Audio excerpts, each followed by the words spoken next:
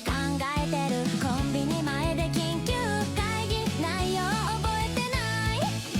真面目な顔でバカなこと、それが一番大事でしょ。正解なんて最後まで来ないしね。なんでこうなるの、放課後も静かな日は存在しない。でも不思議と嫌じゃない、このカオスが日常で。逃げ場なんていらないよ、ここ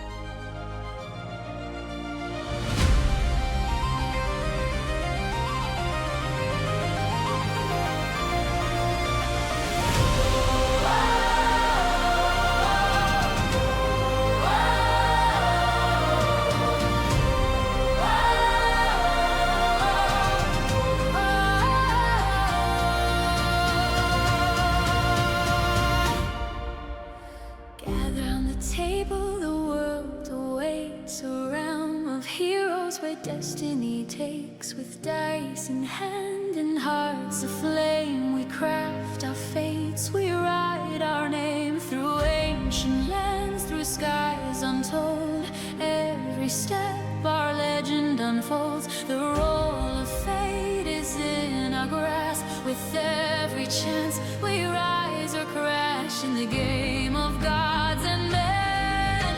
We begin the quest again. Let's roll the dice, decide our fate. We take the risk, we face the gate. Through fire, ice, and endless skies, together legends will arise. Let's roll our story untold. With every chance, we're brave and bold. Adventure calls and we'll answer true. In the game of life, we push on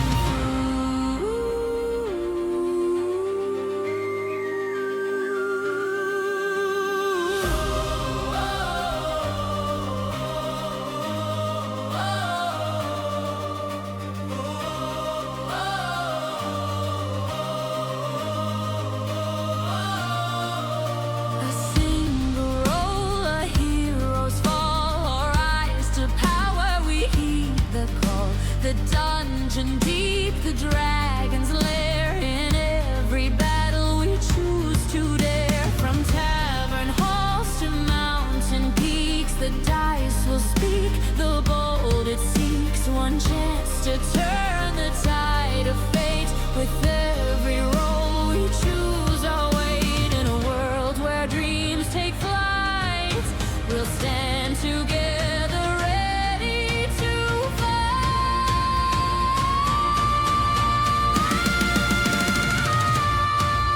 Let's roll the dice, decide our fate. We take the risk, we face the gate. Through fire, ice, and endless skies, together legends will arise. Let's roll our story untold. With every chance, we're brave and bold. Adventure calls and we'll answer true.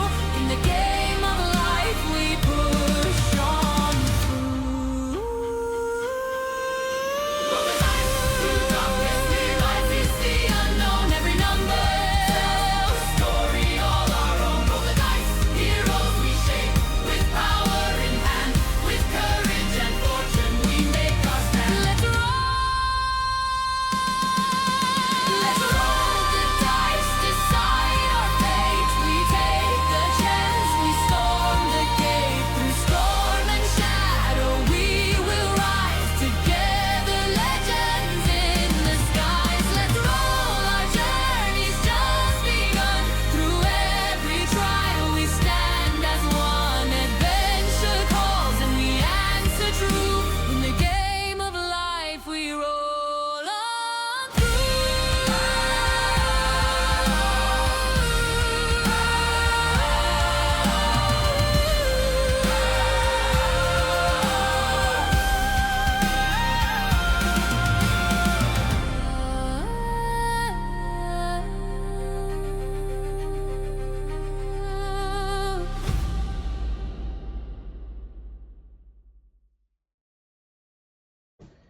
Hello and welcome to Rise of Lost Legends, where the game's made up and hit points don't matter. Callback. I am your storyteller for tonight, Scott or Arcus, whichever one you want to pick. And tonight we have playing with us. I'm TS, still playing Barkair. I'm Phoenix, Flare, or Drew playing Thraine, Ironheart. I'm Deanna playing Saris. Garnet Sky playing Grace Light. And I was just about to say, is my character the only one with like an actual last name? Because it seems weird that everyone just has first names. I don't know. I'm deliberately not giving her last name. Oh, I see. Technically, Grace doesn't know she even has a last name. Barkair has a last name. You guys just don't realize he's always saying it. Yes. Oh, yeah, I see it. I see. But just letting people watching know, if you see that we have a blank space, one of our members is not going to be with us for a little while. He's going through some stuff, and once he's able to, he'll be back and be back in the swing of things. But until then, I will be kind of wearing his character's meat suit and The way Oh you god. heard that. Oh No. god. No, Oh, you are God. not freaking being Buffalo Bill in this. No. it puts the lotion on its skin. skin. So, You can't see it, but I'm doing like a wiggly dance. so back in Kalor, you all have liberated one section of this city, and some of you that are astute enough, and let's see who has the okay, yeah, none of you know where Fido and the boy went off to. It's not good. Oh yeah, he's with that the forger boy. Because their stealth was high enough that none of you would have seen them slip away. Little forger boy. I was literally looking at them last session, and you said I saw the exact direction they headed. Yeah, but then you turned around and went into combat, so all you know is they went off toward where Moss and Moonbind books is.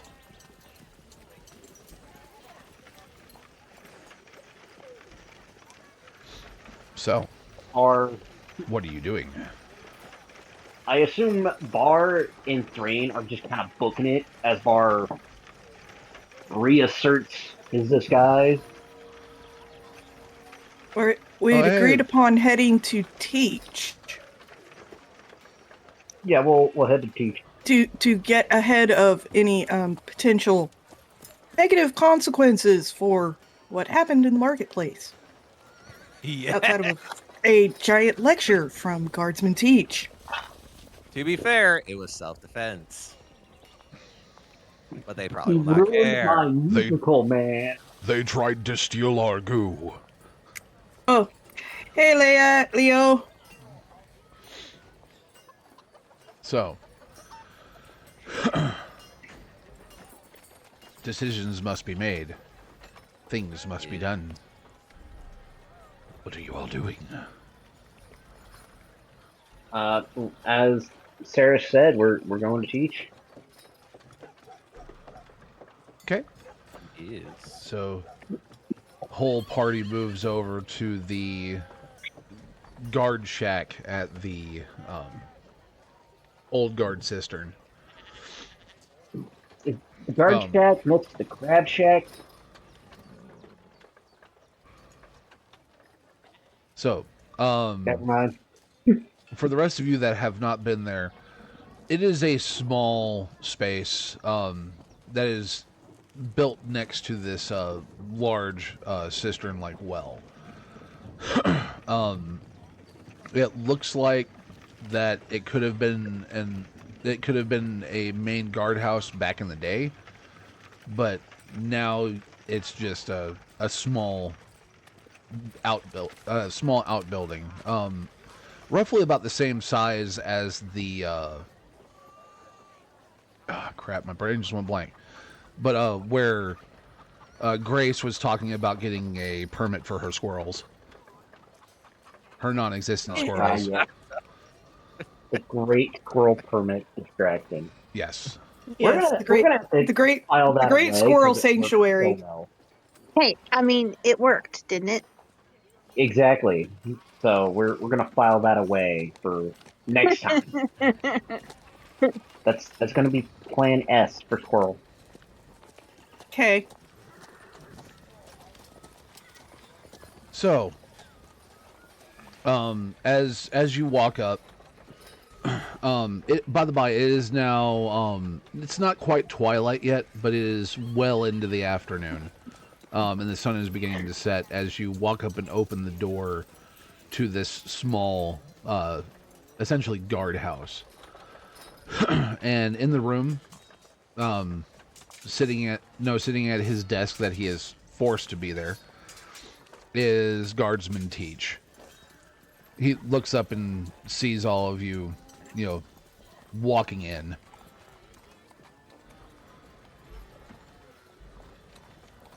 So, bit of a good news, bad news kind of thing.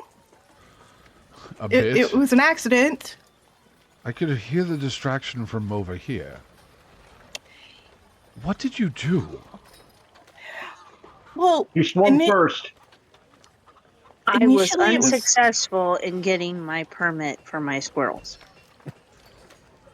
To be fair, me and Big Brother here were just trying to entertain people. We weren't even keeping the money that they were graciously giving us. We gave it away to those who actually needed it. But there are some people who are still not happy with us. So, Storyteller, quick question. The money that was given to us, it was put in a hatter sacker that was near us, right? Thraine used his cloak, yeah, and he spread it amongst the buskers Okay, yeah. So to get them to calm down. After the fight, we re-picked up Thrain's cloak with all the money. Well, whatever what isn't given to the buskers. Yes. Yeah. So he's wondering how much was in Thrain's cloak. How much? Pretty much all of it is copper, but it is 127 copper. Jeez. All right. Okay. I will add that to my inventory. I mean, it's in Thrain's cloak. I'm pretty sure it went into Thrain's belt pouch. Yeah. Does Thrain want to carry all the copper? Or do you care if Barr does? I mean, you can at this point. I don't care. I think it'd be better if you carried it anyways. Okay, and how many silver 127? coins? 127 copper coins. Yeah, Okay, it's just I will copper. fill up. I'll just put all my copper coins in a sock. Oh, when did this turn For into an improvised shillelagh. Exactly. Yeah. So, anyways, back to More the weapons. explanation to Guardsman Teach. So just putting on a performance. That's literally not what I heard. What I heard was A couple of car crash small. happened. A young woman was brutalized in the street by you-know-whose men. And Yeah, made that an wasn't- example of. That wasn't really part of it, but it kind of started the accident that led to, well, Bucky, you've got a sack. Why don't you set it on the floor and open it up? Is it the sack of money or? No, the other one. Oh yeah, the dude's head. Yeah, I pull out the sack with the dude's severed head and I show Put him. it down on the floor. Yeah. I wouldn't parade that around. Yeah, that's why he's got it wrapped in a sack and wanted to, get ahead of the other guardsmen by turning it over to you. Get ahead. The pun really wasn't intended. Either way, if you're going to keep it as some sort of sick trophy, I suggest you take it with you. No. No, the idea was that we would turn it in and show that this is the guy who attacked us first before it gets twisted and we attacked first. Type of True, situation. but nobody in their right mind liked him in the first place. Just him being dead in the middle of the square would have been enough. He was worried about someone using death speech. Oh, right. There's some clerics that can do that. Well, I guess that can't be helped. I have a little ritual from my home country I can do on the head to destroy it. But we thought we should let you know about it before that happened. Either way, if you get it out of my office before somebody walks in, it will keep us all In the clear. Right. Barr wraps up the Just- sack and puts it away. Take it over down to the cistern. And do whatever ritual you want to do to it. It involves a bit of fire, so is there a place I could safely go to burn shit? Under the cistern! Outside Literally. of the walls? Or out the east gate. I wouldn't go out that way. No. The gates are heavily guarded. Every single one.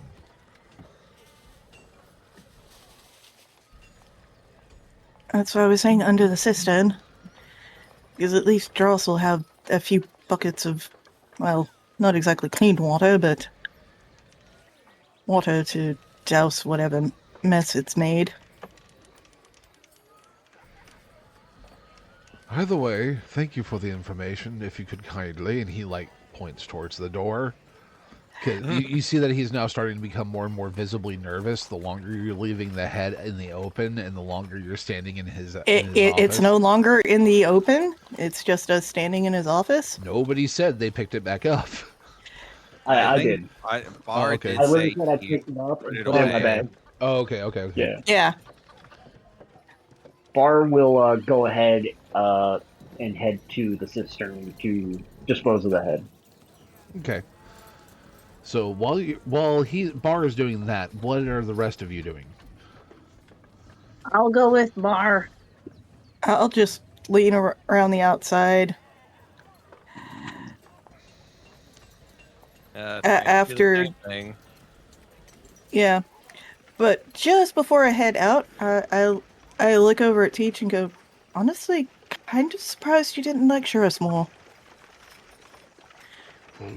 I have a feeling we're in for an earful when we get back to our lodging. More than likely, but I will say this. The more you disrupt him, the more he's going to be hunting for you, just to be aware. Oh, yes. I've other dyes I can use on my hair. So, good luck. And he closes Yes. the door. Meanwhile, But better than I thought. Barkair and Grace. you are at the grate again, next to the runoff for the cistern. Is the grate just unlocked? Can I just enter it? No, it is locked, but you do know the way to get in. Okay. If me as the player recalls correctly, I just have to jingle some bells, right? Yes, you know that they are. Yes, they're Put my hand in and I whack the bells. Okay. Just give them a good flick. Yep. So with the slight jingling sound, you then hear some splashing and then some running footsteps, and then an unfamiliar face shows up. Can I help you? Yeah, I need to get down here. I need to dispose of something. Dispose of what? By the way, this is a this is a short individual, ears slightly pointed, with very large feet. You know that he's one of the Kleinvoken. Which is our version of halfling, right? Yes. Yeah. You don't want to see it. Let's just put it at that. I'm curious. What's in the bag? What's in the Like I box? said- Okay. What's in the box? What's in the box?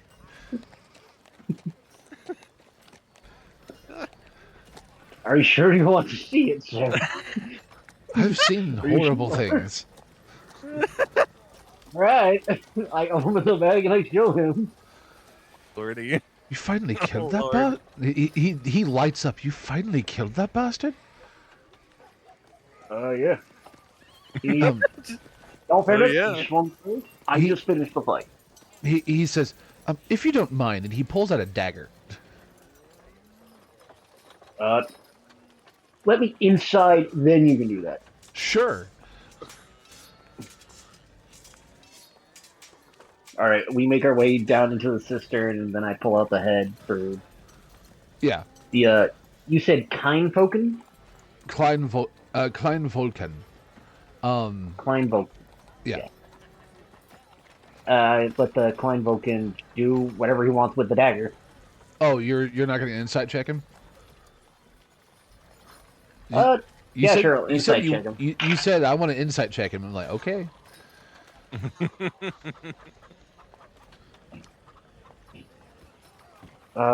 Insight plus 4. You get a 1. 22. 22. You can tell that the look on his face is something personal. Okay. So yeah, I tell him, let us into the cistern, and then you can do whatever you want with the dagger. Oh, definitely. And you see him, like, with no tools or nothing, you see him reach over towards the lock. You see him reach over towards the lock, which is it's not like a padlock, but it's more of like almost like a deadbolt type lock. Gotcha. You see him reach up to the back side of it, and you hear a little bit of fiddling, and then nice solid no ka-chunk, and then he opens the grate as high as he can because he's short, and gotcha. Waves you and Grace in. Once we're down, safe, away from the surface, like out of like earshot, eye shot, I'll pull out the head and all right, if you want to stab him in the eyes, go for it. And his face doesn't really, like earlier, like when you showed him the head, he lit up, but now he's got a more stern expression. He takes and puts a hand on one side of the head, takes his dagger, and very cleanly and very methodically carves out his left eye and pulls it free of the socket, and just with almost no emotion in his face goes, "An eye for an eye, just like you took my father. Thank you." And he puts the eye in his pocket. Glad you got closure. If you want to stick around, I'm gonna ritually destroy this thing. So he starts dancing foot to foot and clapping. Okay. I like this guy. What's your name, sir? Benville. Nice to meet you, Benville. I'm Barr Kair. This is Grace. You're the ones they're looking for. Yeah. Yeah. Just don't spread that around. Oh, no. Heavens forbid. I hate the man myself. I find a good, clear spot, and I pull out some, like, spare kindling or whatever, and I make a small campfire. I pull out some of my ritual ashes. I toss them into the flames, and I start muttering in giant. I don't think anyone here would know what he's saying, but for people at home watching, it would be along the lines of, Searcher, I bring you the head of an enemy, one who is of dishonor and ill oak, and may his soul never find true peace, as I offer you his head. May you consume his soul, his essence, and never let him leave the fires of your purgatory. As I put the head in, and the fire will turn a bright crimson red with a little bit of gilded gold in the center as the head starts to rather rapidly burn to hell. Oh, not just that. The moment you say that, the fire, as you said, turns that color. And when you place your hands with holding the head in it, before you can even remove your hands, the fire, just fully engulfs it, like almost instantly. and starts throwing sparks in all directions. And you can feel the head just turn to ash in your hands. And you pull your hands out, and they are completely untouched. Other than the bits of ash that are coating the inside of your hands. I nod satisfied. I wait for the fire to burn out.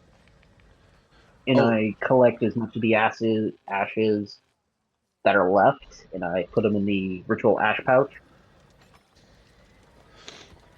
And for those listening, if you've ever seen flash paper or magician's paper, that's the way the head burned. It was that quick. It's just a thwomp and it was gone type burn. I figured it was more like parchment paper. Not quite thwomp and gone, but... Well, it's religious magic fire, that's why. Yeah. Sure. It's Surtur claiming his soul. Yep. More power for my patron. Anyway. Meanwhile, the two of you that are on the outside, on either side of the cistern, keeping watch, you are seeing more movement of guards in the area, though they seem not to have noticed you at this moment.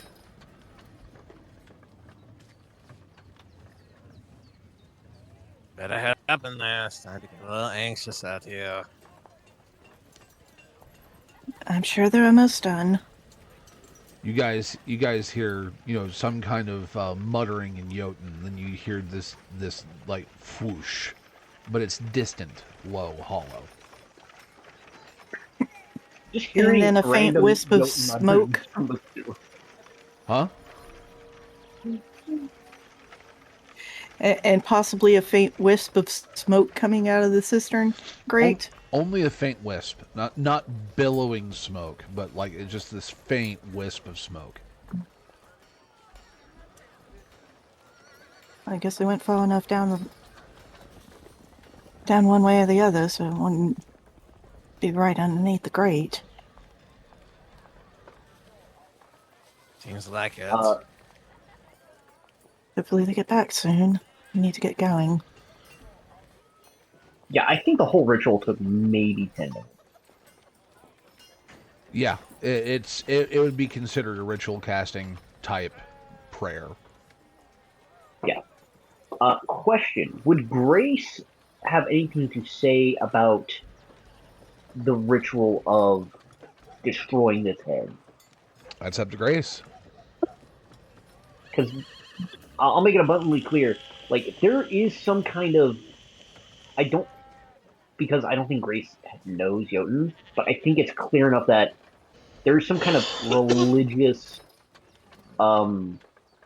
sanctity or purpose to, like, heads, to Barr's religion of wherever he does. Yeah, she could intimate that. Unless she wants to roll an insight check and see if she does. It's up to her. Grace? Oh, oh, sorry. Bless you. Thank you.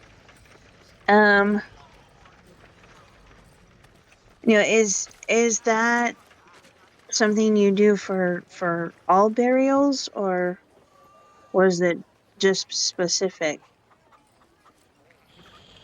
This one was specifically for enemies we view with dishonor. For those who are honorable, we have a different ritual. We do not... To put simply, the eyes are the windows to the soul. We take that a little literally. So as long as the head of a warrior is not fully destroyed, their soul can pass on to the afterlife. However, unlike what I did with this man,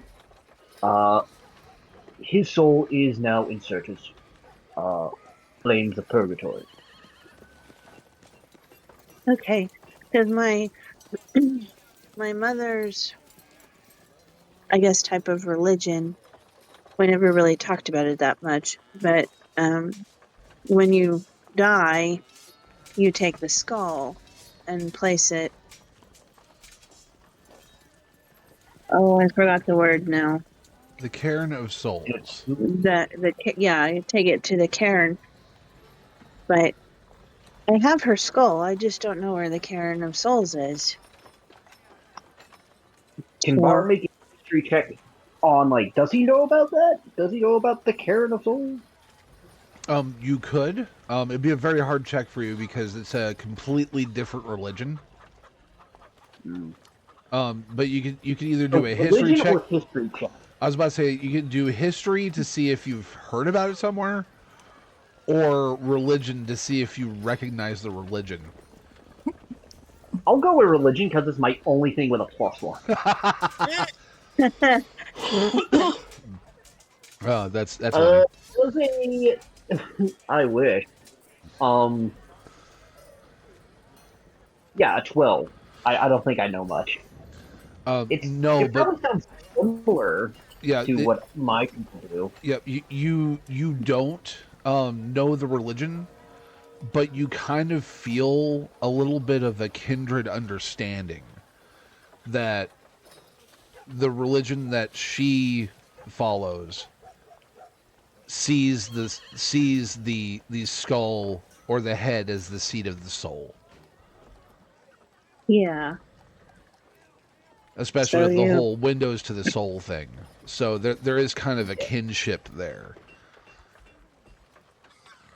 I do not know the specific religion she practiced, but I understand the religious methods and the purpose behind it.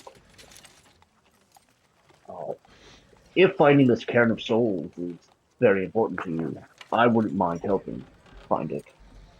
But in case, for whatever reason we don't, I could give her a Jotun burial. Oh, thank you. That would mean so much. Because I've been searching these past couple of years, just trying to honor her. Try and find this place to lay her to rest. But again, I don't know very much about it, and the other barbarians refused to even tell me. So clearly, they do not have the same respect for fallen warriors of God. And it's at this point we're probably walking out the system. Yes, you can walk and talk.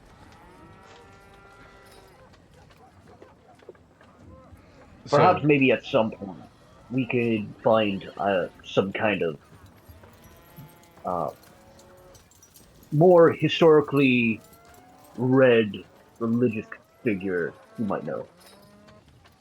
Okay. And then we meet back up with Thraine and there. Evidence has been disposed of. Right. Let's get going. Gods is starting to creep about a bit more openly. Are the guards or are you? Little combat, little combi. So where are y'all heading? That's for Saris to decide. I don't know. Saris is going to lead the party in the least conspicuous manner back to the bookshop. Okay. I will say you can move through the areas without yellow without rolling a stealth check. The moment you cross over into the yellow areas, stealth is mandatory. AKA, if you just strut your way in there in the open, you're going to get found almost immediately. Yeah, which is why Saris said she was going to take the lead. Yep. And keep us out of guardsmen's sights while getting back to the bookshop. Yep. So, going around the guild hall, in between the north and the upper and lower markets is the safest. and then making your way, down this little tiny street over to where the back door of the bookshop. Yep, the Moss and Moonbind Books is located. You're going in through the back? Yep, back door. Okay. You go up to the back door. Head. Hmm?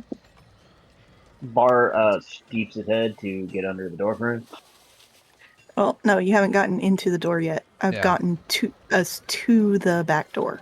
Yeah. And is about to do a knock that she had suggested.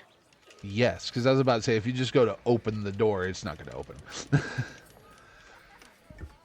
Yeah, specific type of knock between door and frame. Yep. And just stand back a couple feet. No roll needed. You do the knock, stand back a couple feet, and a small aperture on the door opens. Slides open. And she looks at you. You can see that she's looking at you, and she says, "Yes?" We have some more pages for that book you're wanting to make. Right. And she...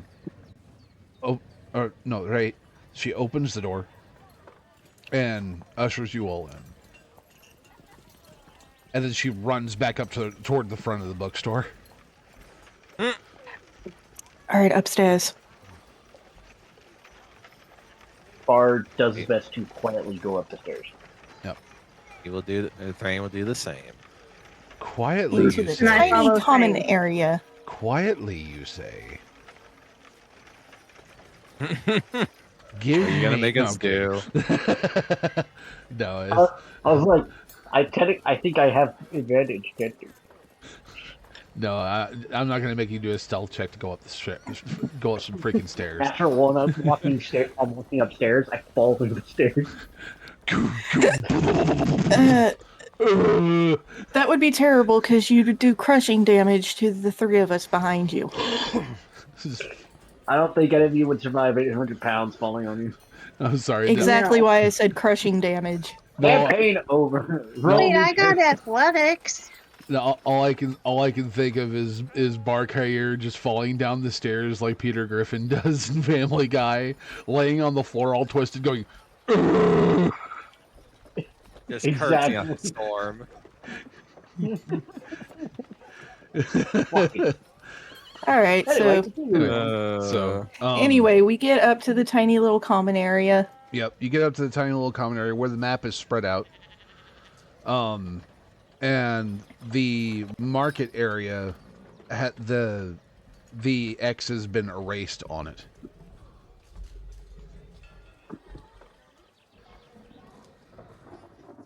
Well, and sitting over in one side of the room is Fido,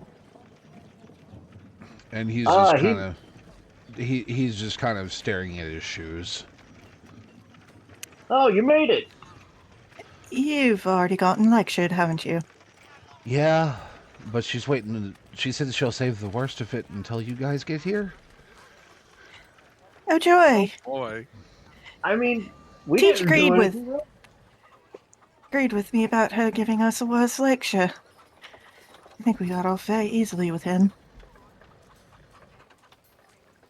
After about 5 or 6 minutes pass, you hear the doorbell up at the front jingle, and then you hear just the faintest sound of something locking.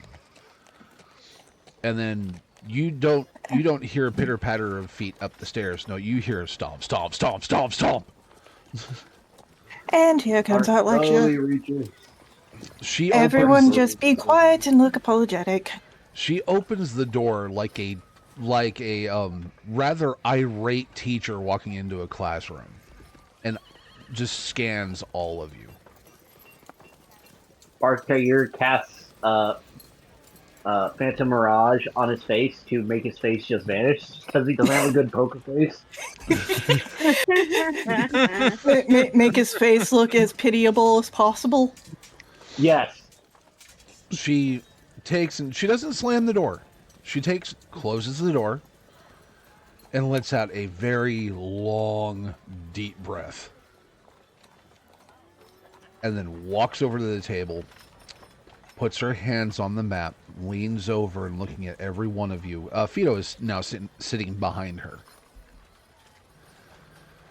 What in the 9 hells did you all think you were doing? I was performing a musical. They wanted to get Getting a permit squirrel for a squirrel. You And know, into a sanctuary. basic normal stuff. And then Nail showed up and set Buckeye off. He attacked first. Just saying. Technically speaking, he did provoke us first by insinuating that some random woman was with us, and he went and hurt said innocent woman that we did not even know. And Exactly. From what? You cost somebody their life. This is not a game. Look We at weren't this. treating it as... You're lucky that you got your hands on this. But the destruction that you've all wrought, just in this moment, you could have died. I keep forgetting that she has a different accent. I apologize. You could have died. You could have gotten other people killed, which you did. Unintentionally, but you still did. And look at the mess that you made in the square. You want to draw all the attention onto you all at once? This kind of stuff is what gets agents killed. It's what gets people like me in trouble. And I don't like trouble. I like it calm. I like it simple. I like it low key. And on top of that, why didn't you go around, talk to some people, spread some rumors? You could have ousted him from the city and still gotten this information. She waves the book in your faces. But instead, you decided to go and be a murder hobo and risk people's lives. From my understanding, they attacked that woman not provoked by us. I understand, but the lad that was here... Her death would have happened regardless.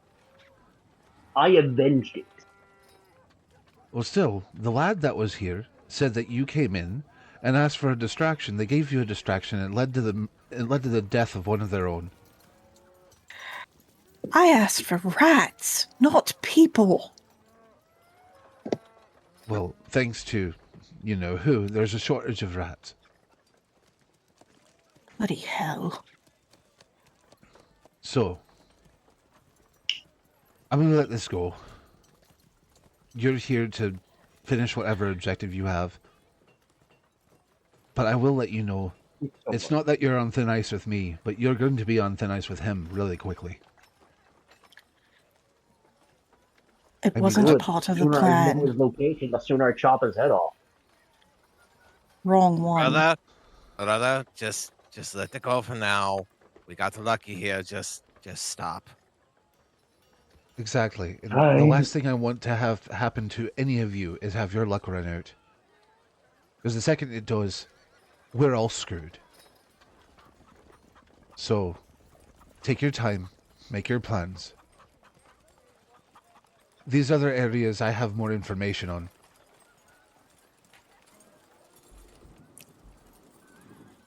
Right. What place should we hit next and hopefully not blow it up? Or do blow it up, whichever one actually works. Well, let's see. Over here in the merchant's ward, and she points at this part of the map. Here. She says, "There's the red ink house. They hold no, they hold forged paperwork, false debts that people can't prove, forced sales of items, and other sorts of underhanded tactics. The man that's in charge of it is his number one debt collector, Brannick,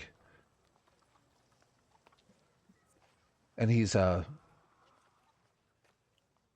rather stingy man. Then in the Northward District, the whole watch is completely under his thumb. Under the control of under what his own associate, Harl Vosik, who's the captain of the guard. Balsic's an asshole. He commits false arrests. The entire law enforcement is corrupt in this area, and they transfer prisoners out to God knows where, and they're never heard from or seen again. They're not transferring them; they're just killing them and disposing them through the river. Then you have the Eastward District. That is actually an old associate of mine, Selicorn. She does forgery, routes sealed orders, has all of his courier routes, and makes fake documentation for his men. They call it the Paper Gate. And then in the south, this one's rather bad. Either one you decide to take out first, but this one, he has a violent man on his payroll. His name is Garuk Hain. Tower of a man. I think he might be part Orc, part Jotun. But he is the most violent of them. He's more or less the enforcer of you-know-who. He controls labor in this area. And anybody that crosses Corvin ends up mysteriously disappearing.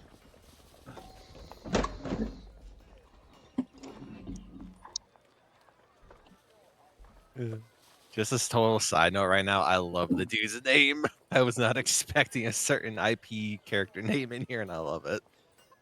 Who's? Garuk, the Planeswalker from Magic the Gathering. Oh, no. I just... That was not intentional.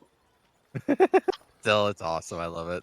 Yep. I'm sorry for the Anyway. sound of things being knocked over, but I had to remove a cat. Remove. Yeah, you left your door open.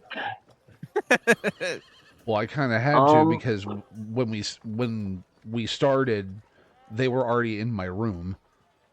Ah. So Wait,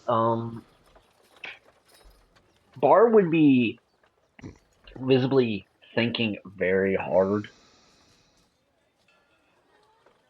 Enough that his disguise completely fails. I would say the timer would probably run out because it's non-concentration with Baller. Yeah, he just wouldn't be recasting it. So yeah, sure. He's thinking, he's focused, doesn't bother recasting the spell, so now he's normal Bar again.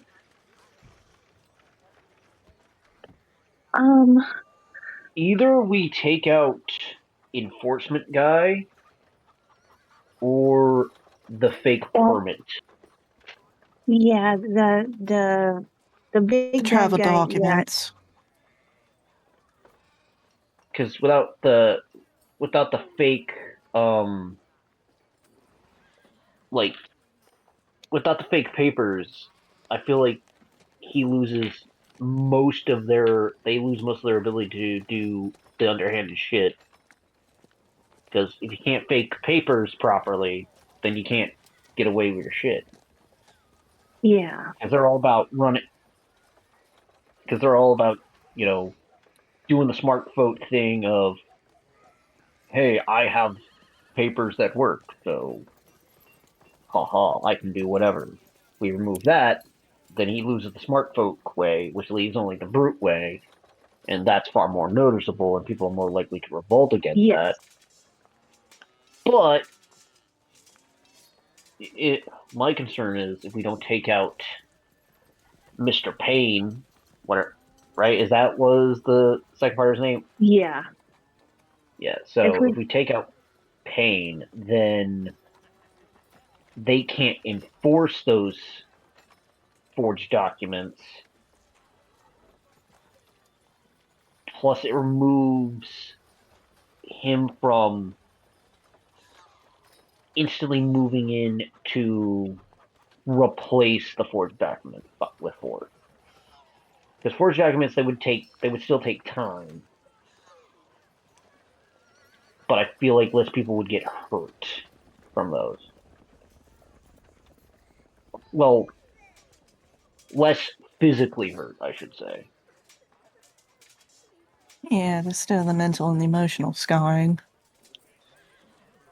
Well, my thought is So- if we go after Payne first, that might tip off more for them to be more violent.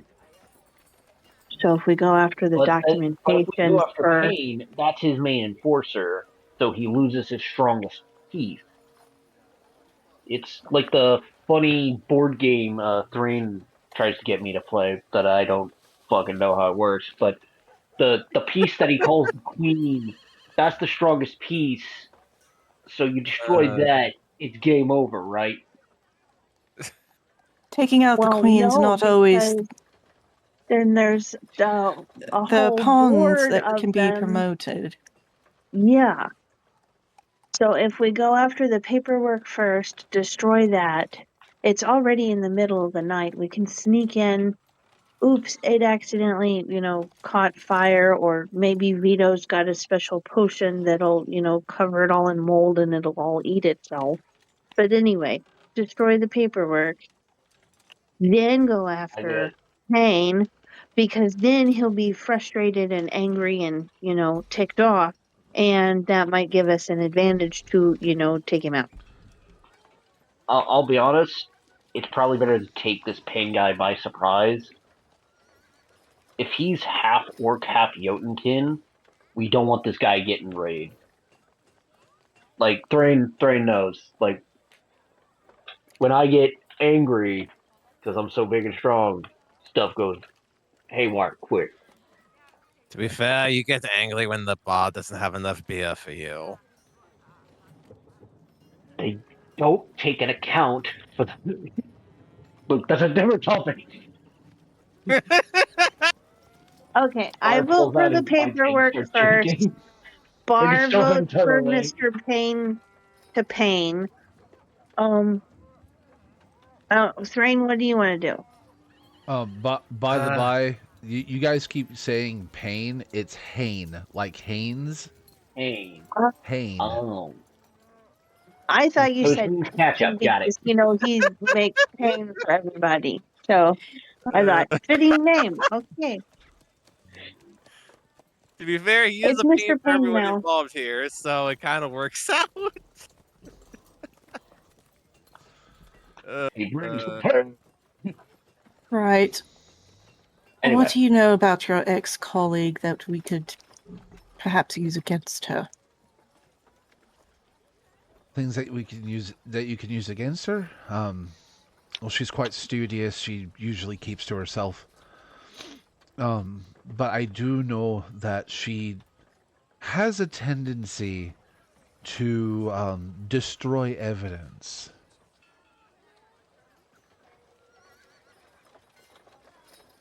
So she doesn't keep a lot of... Oh, she keeps good and studious documentation, but from what I know, if... original samples, shall we say. Yes.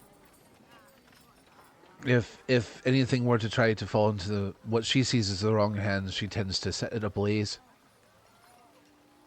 How fun. so any paperwork that would lead to what's his face Just Would out be of curiosity, does she use alcohol inks? Sometimes. Oh, lovely. Pulls out my rune oil. It would work very well with your rune oil because it would set things on fire faster. More fire for the fire god. Yes, unfortunately, we don't want to set things on fire. We want to prevent it. Oh, At least in her case. I will say this, if you decide to go after the paper trail, I suggest you do it at night. Yes, I'm guessing she's an early to bed, early to rise. I Rather hate morning people.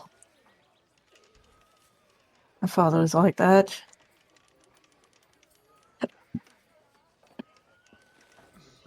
all right.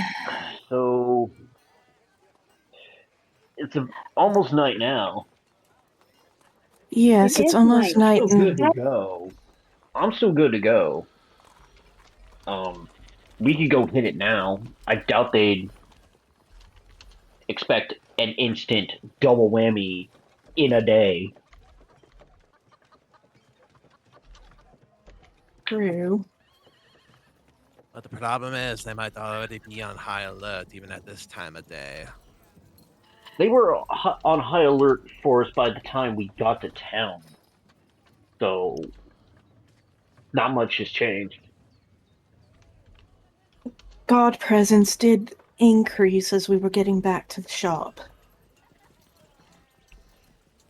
That's why I took those detours I did back here. I think we hit it tonight. That because it happened. The incident happened. Out Ellie, of character. It probably happened like a few hours ago now. early afternoon, and it's now early evening. Yeah. So if we wait another 3 hours for nightfall to fully go, then we go hit them. There's no way they'd be expecting it. We have plenty of rations, so we can eat here. If you're going for the paper gate, then there is some things that I'd ask that you look out for. Something that would pin more to Corvin to make sure that he is touchable, in a sense. What about bringing her here? Oh, I doubt you'll be able to bring her here. I mean, you could try. Pulls out axe. Not harmed. But if I you mean, look, we can bring her here if she doesn't have any arms or legs. She'll still be alive. what did I say about murder hobos? I said she's Really? alive. Just remove She's the arms and alive. legs, and she's alive. We'll just put her in a backpack. We put her in a backpack with no arms and legs, so she can't run and fight. There we go. Still, I would need Not the things that we kind would of thing need. I was talking about. Things that we would need would be for you to get your hands on somehow. Get your hands on the private seal kit. It's what they use to authenticate Corvin's false documents. Yes, I was thinking all of her supplies. Also, any copies of paperwork that can tie the paper gate to Master Corvin himself or the Velvet Ledger to put it under suspicion. Because before you can move on him, we kind of need the law on our side. Yes. Which means taking out that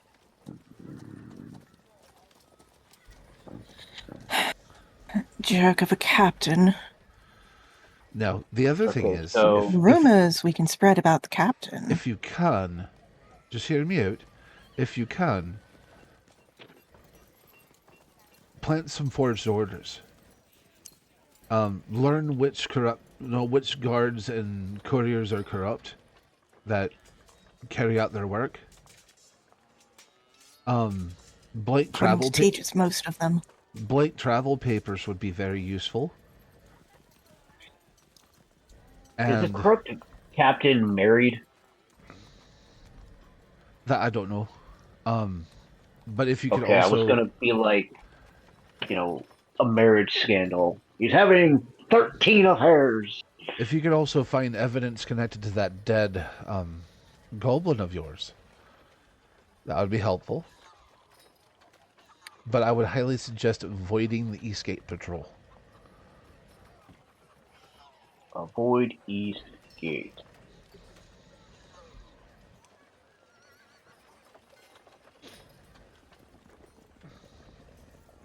So, if that's all in plan, I highly suggest you all prepare.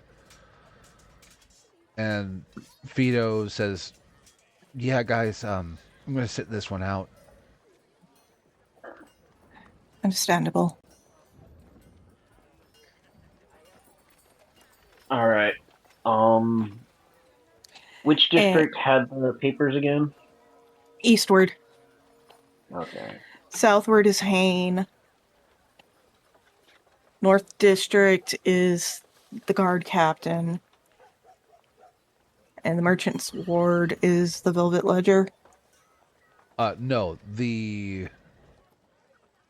that ward is I have to scroll up to it. Sorry. That one is... Come on. I now have to scroll a long way because... Oh, Northward's got the Velvet Ledger in it. Where is it?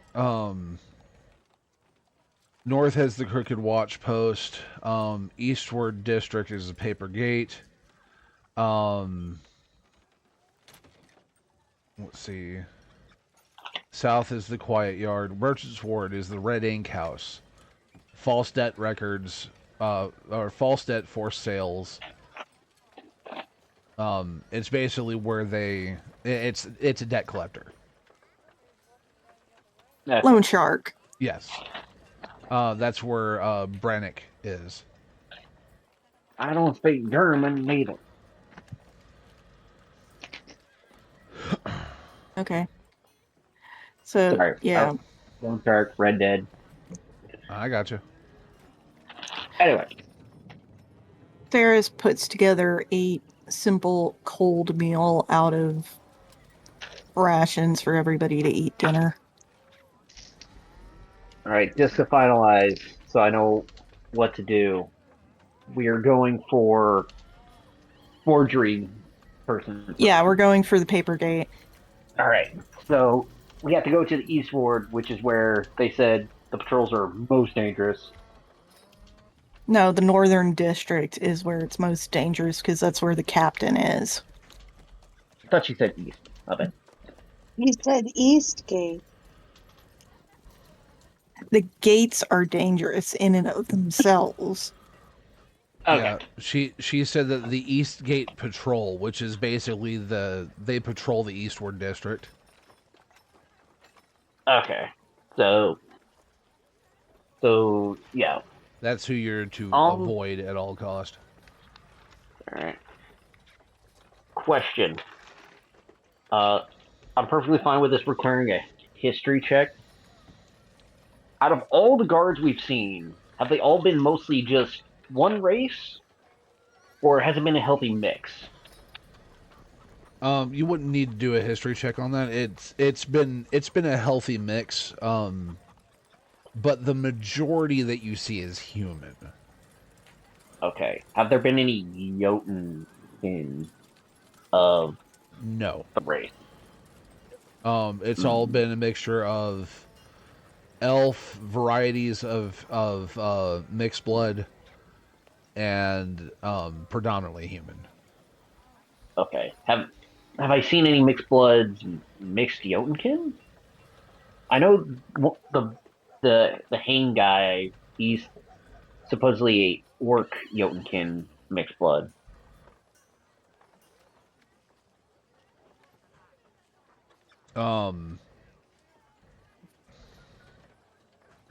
That would be a yes. Mixed blood, yes. Okay. Then this might work. With my disguise spell, I could make, since I can make myself look like, due to my size, I can only really do variations of Jotunkin, but I could do a mixed blood Jotunkin. So my size would still be tall. I could be like an elf Jotunkin, and since my disguise changes my clothes, I could disguise myself as a guard. Would they notice that? Ooh, ooh. So you're the guard, and we pretend to be, shackled, and you're taking us somewhere. That would work if we were going after the guard captain. Oh, okay. We'll save that one for later. Going for documents. I'm just saying, if I need to hide because I'm so big and my stealth isn't that good, I could just blend in. Well, as a guardsman, And yeah, that could work. I would suggest a less magical element for your hair, if you'll allow me. I mean, the disguise, I can just change my hair color at will. So, like, I know, Barr I'm can saying have- so you don't have to focus on that part. That way, if I suppose your disguise starts to... I'm the only stone Jotunkin with red hair, because stone Jotunkin don't have red hair. That's partially out of character. So, standard stone Jotunkin don't have red hair. That's like the one crazy thing about Barr that makes him really unique. He's got red hair like a fire Jotun. So, if we dyed Barr's hair whenever he's not in disguise, it still could work. Right. I have a few inks and powders. All What right, is a well, typical hair color for your people? I don't know if we got time because it's dark Stone now, Jotun. and we gotta go. 5 minutes. All right. We'll just dye Just it give me a black. couple of black. Yep. Black like mine? With its still slight yeah. reddish cast? Alright. I can do it in less than 2 minutes. If you'll sit down on the floor. Yeah, Barr will sit down, let his hair get dyed. Literally, she pours a couple of powders and a little tiny ink pot onto the top of his head and then starts scrubbing it through his hair before redoing his hairstyle. So now I'll It put a takes like giant 5 man bun. minutes. No. It's more like more of a tight French braid kind of style than the slightly looser one it was originally in, but it is a dark black with a faint reddish cast to it. And it's the only reason she put the ink pot on his hair was to make it a little darker than what she's got. All right, he's gorgeous. Let's go. I'm going to, And by the he's power of Surtur, let the ash obscure me. And I turn into a half Jotunkin.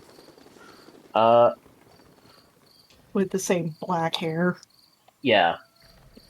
I'll go with a half dwarf Jotunkin. I see what you're doing. There you go. Our powers combined, brother.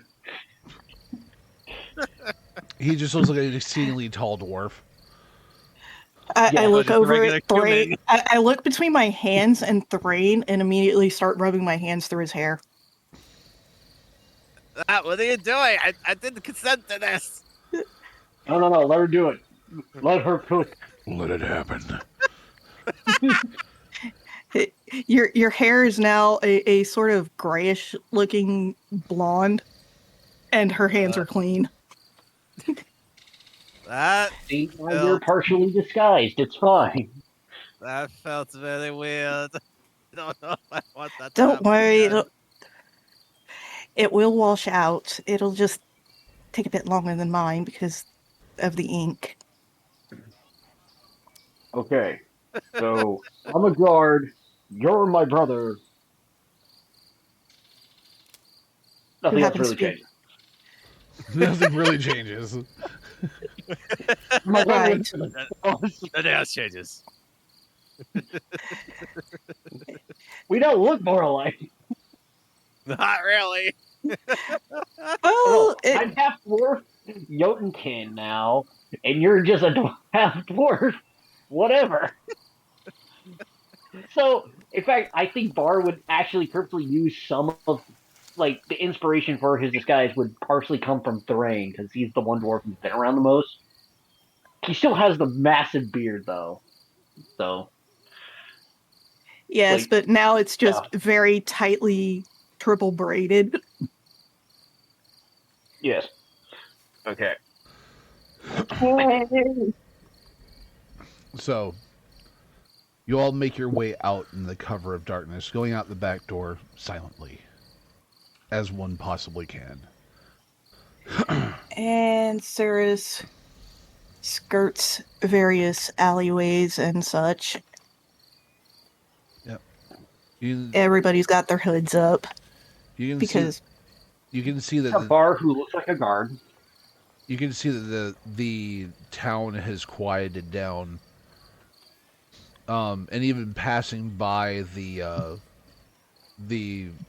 old guard cistern, that the lamplight inside is still on, but peeking in through the window as you pass by, there is a different individual in there, again working on paperwork and such. But you make your way over to the eastward district. An invisible line that you are about to cross, that you know is already on the map. yeah. Okay, quick recap of our lie. I am a guard named Jeffrey. He's my brother Tom. You're his fiance, and you're her sister. Wait, which one of us is fiance?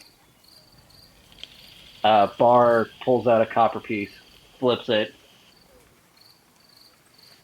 He points it at Solaire. Cirrus? My bad. Solaire's from a different campaign. I was gonna say. He points at Solaire. Solaris. Saris. I can't We do just this. did. My brain. Your brain. Okay, so he points at me. Deanna's character.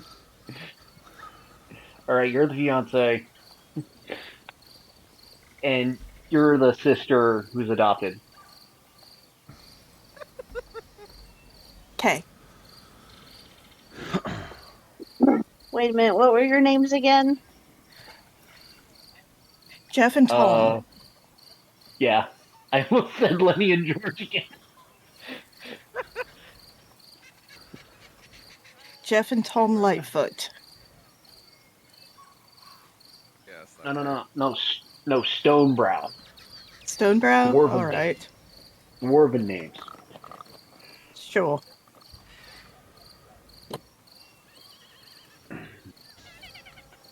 So, how are you pulling this off? Are you going to are you all rolling performance or stealth?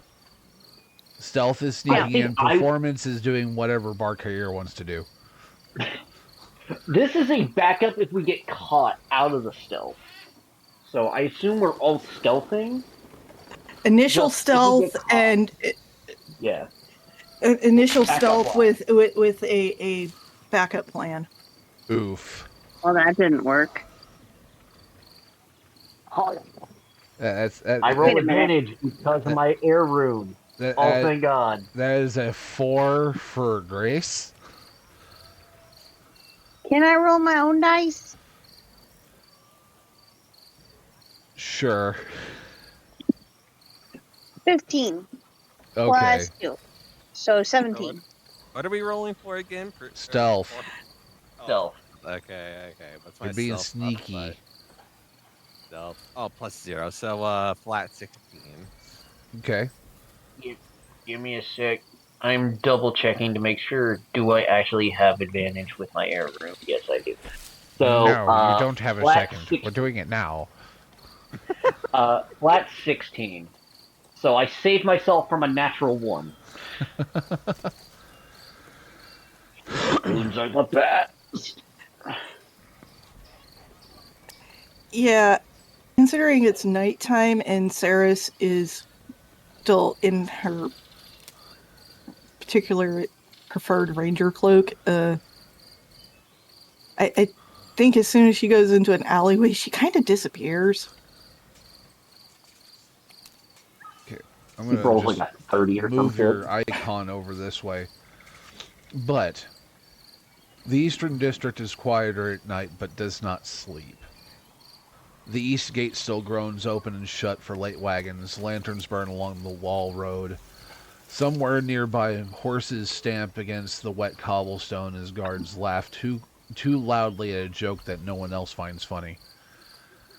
The paper gate sits 2 streets back from the gate itself, squeezed in between a shuttered cobbler and a narrow courier stable. Its sign is plain: the paper gate. Documents prepared, witnessed, copied, and sealed. By daylight, it might look dull. At night, with the windows dark and one thin line of lamplight beneath the rear door, it looks exactly like the kind of place where dull things become dangerous.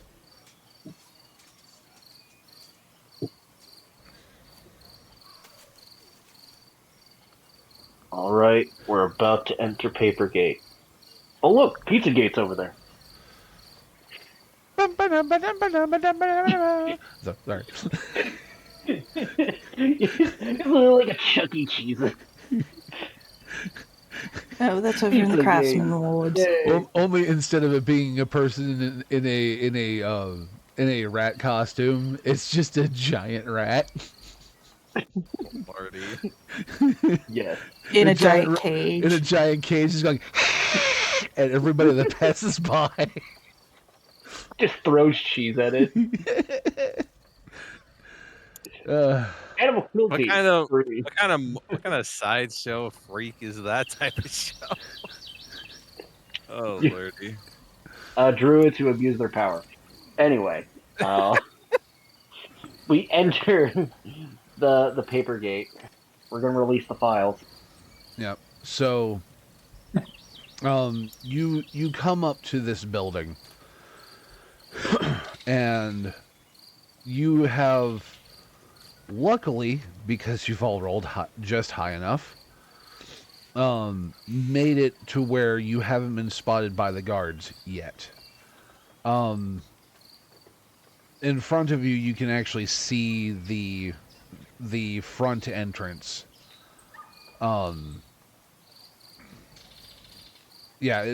Before you can actually see the front entrance, 2 guards are posted on either side of the door. And every so often, you do see one that kind of comes around the corner, walks past the other 2, and then goes back around the other side. Timing it, it's either one person that once they get out of eye shot, they start running and get around the other side, or you can guess there's 2 or 3 of them that are circling the building.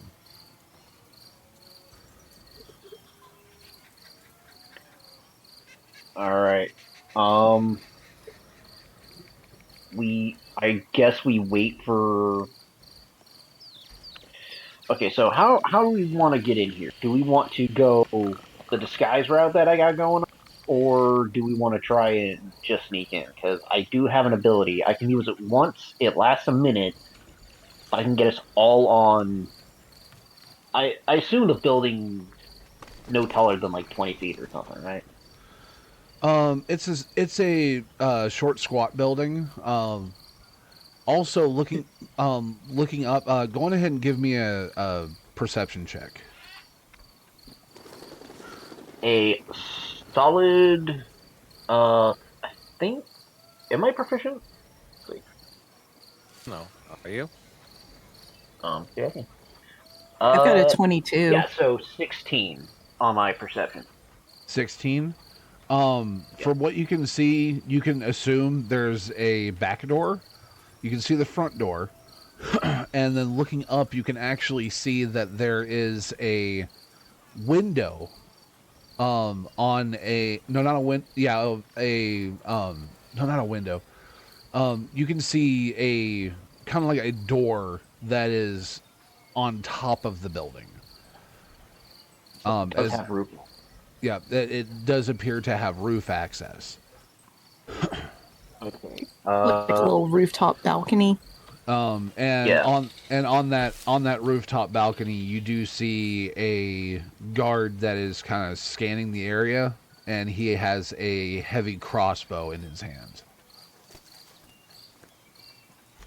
Well, it looks Okay, like the roof so- access is right out. Sure. Roof access is in. I know we're not supposed to ask a lady her weight, but I need to know how much does both Grace and Saris weigh? That is the question. Did I put that in there? I just need to know if the combination of Thraine, Grace, and Saris exceed 540 pounds. I'm 205. I'm only Okay. 125. Pixie blood. Okay, so Grace is 200 and what? 5. 205. Saris is 1 what? 25. Okay. How heavy do we think Thraine is? Probably not. about. I don't know, actually. Too low. Let's say 175. Yeah, probably like 160, 175, somewhere within that range. All right, I'll go 175. Yeah, because Okay, so We're going to say dwarves are Grace short, is but densely muscled. yeah, I was Yeah. about to say with dwarves are short and dense. Yeah. However, just based on the rough estimates, I could carry all three of you just fine. I can get it all through. I can get all four of us onto that roof right now. How? I gesture to one of the runes tattooed on my body.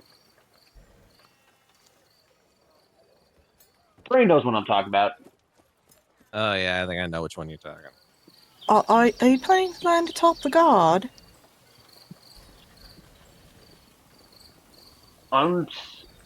Basically, my room will let me jump really high and land very soft. So we can jump onto the roof behind him, knock him out, chokehold style, and then we have roof access. That sounds good. If you're entirely confident, I suppose. All right. Yeah. So Grace, hop on my back. Then Barr will pick up Thrain in one arm, Saris in the other, and he will activate his air rune. Okay. Just letting you know, the other two, they hop on various spots, but when you pick up Thrain, He feels heavier than what he said. Oh boy. And It's a little heavier. It's not because he's fat. It's because he Because also he wears has armor. he also has like 20 pounds of armor. Like 25 pounds of armor. Oh, yeah, that's right. My It's fine. I'm just letting you know, it is still well within the amount of carry weight, but he is wearing heavy armor, so... Yes. Or heavier armor. So you activate your air rune. Yep. And... Alright, do I need to make another stealth check for the landing? This will be a series of checks. This isn't a skills challenge, but it would be a series of checks. The first one is going to be in athletics to see if you get enough height. The air rune gives me a jump distance equal to my walk speed and negates all fall damage equal to Oh, I got that. Basically, but you're all the same amount, yeah. I was about to say, I get that, but you're also jumping from a long distance. Yeah. You're jumping from an alley across the street onto a 2-story building. Yeah, so it's about 15 feet away. Take the dash action so my jump goes 60. But still, give me an athletics. Oh, athletics yeah, for the long jump. Yeah, I rolled a 16 on the die plus 7, so 21. Okay, perfect. So you take crouch down, and then boom, you just shoot up into the air. You're all now, as a cloud. Yep, you're all now airborne. I need you to give me a stealth check to see if you can make this movement not seem like somebody just jumping onto a roof. Air rune gives me advantage. Thank God I went from a 3 to a 17. Okay. Perfect. So you get yourself right over the top of the building, and the guard that's looking down at the street, like you had timed your jump that he was looking kind of away from the alley that you were all standing in. And by the time you get up and over the top of him, he is now turned to look towards that alley. I need an acrobatics check for the landing. Okay, let me do the second air rune. Because I think it's specifically at acrobatics and stealth check. Hell yeah. Not quite as good, a 12. 12. You miscalculate. Only slightly. And you land about 5 feet behind him with a more audible than you are wanting thud. A piece of roof tiling, because the way this is basically the entrance door that you see leads into like an attic area that goes downstairs. So you're trying to land on a probably 10 foot wide by 10 foot deep landing area, and you actually landed past that on top of where this doorway onto like is. some shingle. Yeah. Gotcha. And one of the shingles knocks off and hits the ground and it hits the floor and shatters. Guard immediately turns around and starts scanning. The guard. I drop it. Can I like lean forward and grapple him and like, You're too far up and back. You're too far up and back right now. You said 5 feet. Yes, but you personally are 8 feet in the air and yeah, you're on his shoulders, clinging to his shoulders. Okay. I drop out of my hand. Yes, to give you free space and move towards the door. Right now, he's looking directly at the door as he's scanning around. He's starting to pull his vision upward. All right, Grace, I'm going to throw you at him. Okay. Get ready to just grab him and cover his mouth. So Okay. That would was this be the basically plan, giving? but Sarah said I couldn't. Well, no, I said you couldn't from directly on Bar's back. If Bar throws you, you can do it. Would this Yeah. give Grace advantage on her grapple check on this guy? Not really advantage, but I would need an acrobatics check from Grace Okay. to see if she lands and doesn't just hit the ground and just splat. Okay, I won't throw her then. I'll just kick her off my back and 19 point plus at the 2. guy. Perfect. You I'd say you take her off your back and you don't chuck her at him, but you just kind of toss her. Grace, you land on the ground, combat roll, pop up right in front of his face, and and slam a hand over his mouth. I need you to make a grapple check.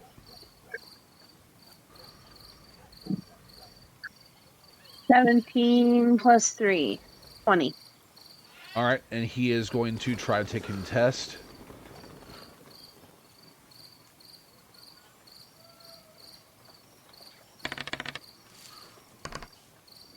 That's a 13. He fails. So you've got him grappled. You spin him around, and you now have his mouth covered. He's still going, waving his arms around. Somebody punch him. Bar will. Sorry, do you want to punch him? I guess. That way I'm not doing all the checks. Yeah, Thraine will attempt to punch him and knock him out, I guess. Even though his strength sure is not the great, I suppose. See what happens. Oh, Lord, that's a nat 20. Nice. I'm not even gonna have you roll And you- damage on it. Do you have like a heavy gauntlet on? Yeah, Like, Yes. yeah. Technically, he does. I'm not gonna have you roll damage on it. Since this is surprising and Grace has him in a hold. Barkayer, unlike with Grace, where you just kind of lofted her, you just in panic grab Thraine and just yeet. And he goes metal gauntlet, fist first into his head. Yes, Back of his head. with a semi-resounding crack, this guy goes completely unconscious. Okay.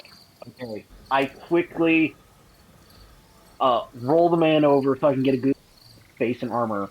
I turn into him the best I can, and then I peek over the ledge to see if the guards are paying attention to the crack that was made. Yep, I do need to make a roll for that. Yeah, you wave the crossbow. It accidentally went off. Oops. Yep, they rolled an 8, so because they're doing active perception checks to keep an eye out. Okay, so they did not hear it. So they did not hear it. They did not notice it. One of them was just smoking gnome leaf from a pipe, just not caring. No, it's not that they're smoking gnome leaf and not caring. They're just too stoned, you know? Yep. They're like most players. They don't look up. But you are now able to get inside. Okay. Sarah's checked the latch. While Ceres does that, I just tie the guard up and I gag him. Okay. Go on ahead and Tie up his head too. Go on ahead and give me an investigation check. Which one of us? You said you were checking the latch. Oh, yeah.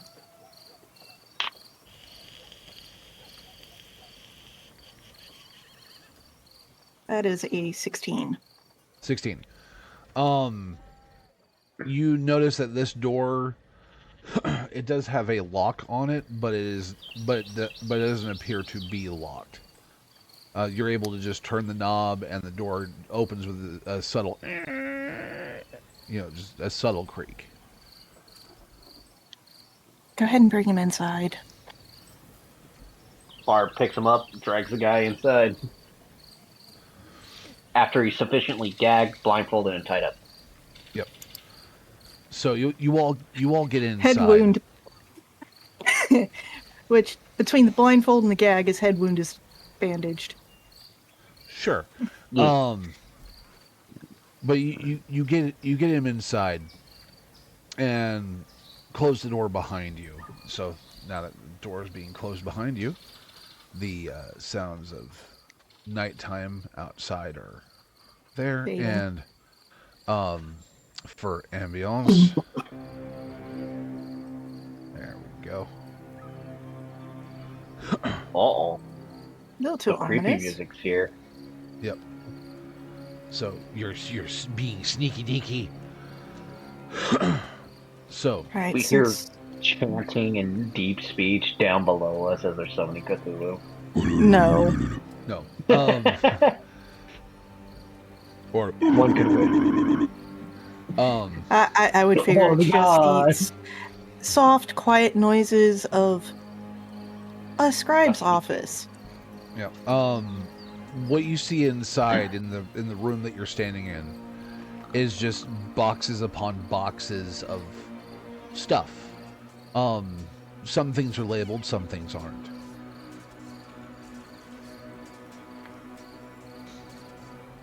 Sarah then- starts and looking through the boxes that aren't labeled. Yep, and beyond is a stairwell that goes down to the first floor. In the back right corner of the room.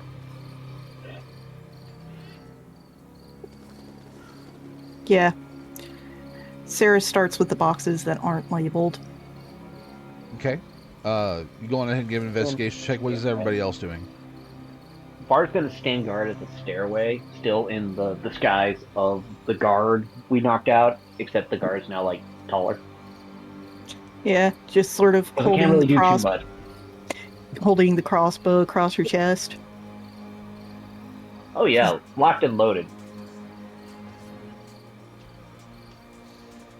Um, Do the All right, pump dirty action. 20. through the boxes that are labeled. Okay. So you go on ahead and give me an investigation check as well. Dirty 20? Yeah. Alright. As your... Because I had emptied out the messenger bag that I had gotten from that courier before we left. Yep. So I could take stuff. With that, you're searching through and you find some pieces of paperwork that look like payment documentation. Into the messenger bag. Also another one that is a almost like a file folder that seems to have the names of individuals. Yep, this one's going in too. And one piece of paper in one of the boxes that has orders from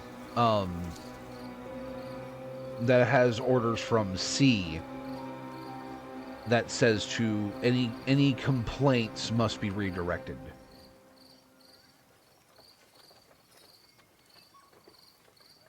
And this one's going in too.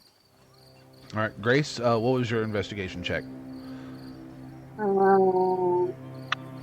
17 plus 1, 18.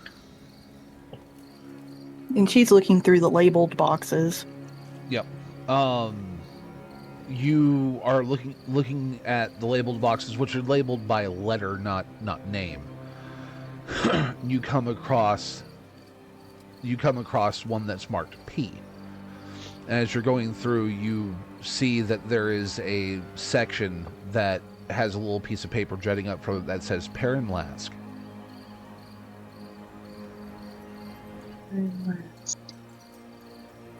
Isn't that the guy I killed? That was the courier that the assassins killed. Ah, Yeah. I put that in my damn. pocket. You're when- not going to hand it to Sarah's stick in the messenger bag? That you can was both carry specifically- separate documentation. Okay. But when you're looking through that packet, it shows a copy of Perrin Last's orders, and then as you're more looking through it, as you're looking more through it, you see a note in there that says, PL courier chain compromised, Red Veil witnesses active, market eyes disrupted, paper authority must hold until see complete settlement. Okay, put that in my pocket.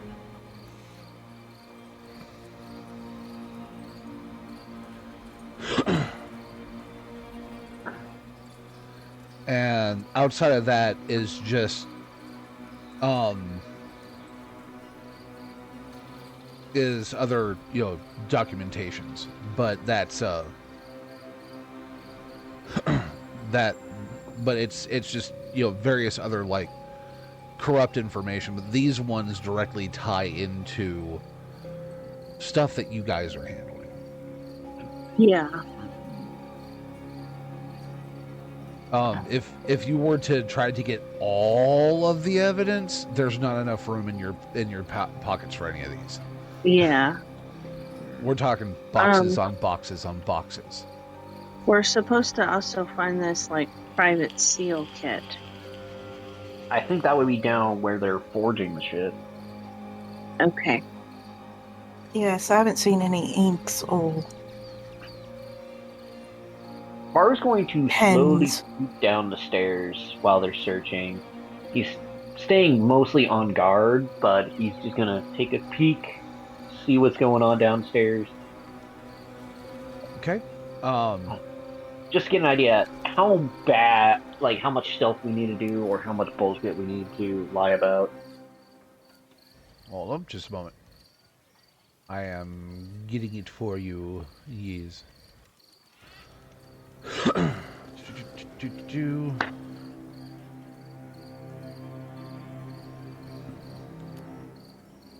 on.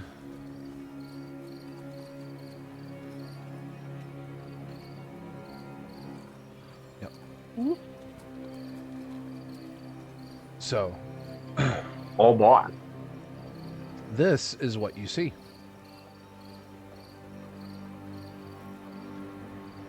And you're currently up here at the top of the stair. Give me a moment. I have to reload guard. Actually, I need to... Hold on. Log all.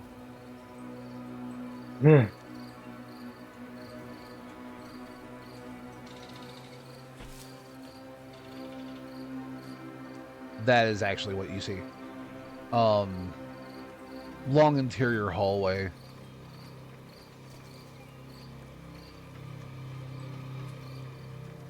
Okay. I will slowly make my way down.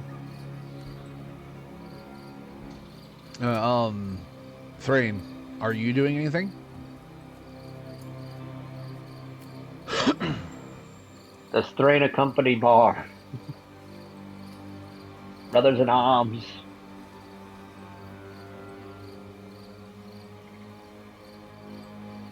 Thraine? I don't think he hit the guard with his fist. I think he hit him with his head. He's unconscious.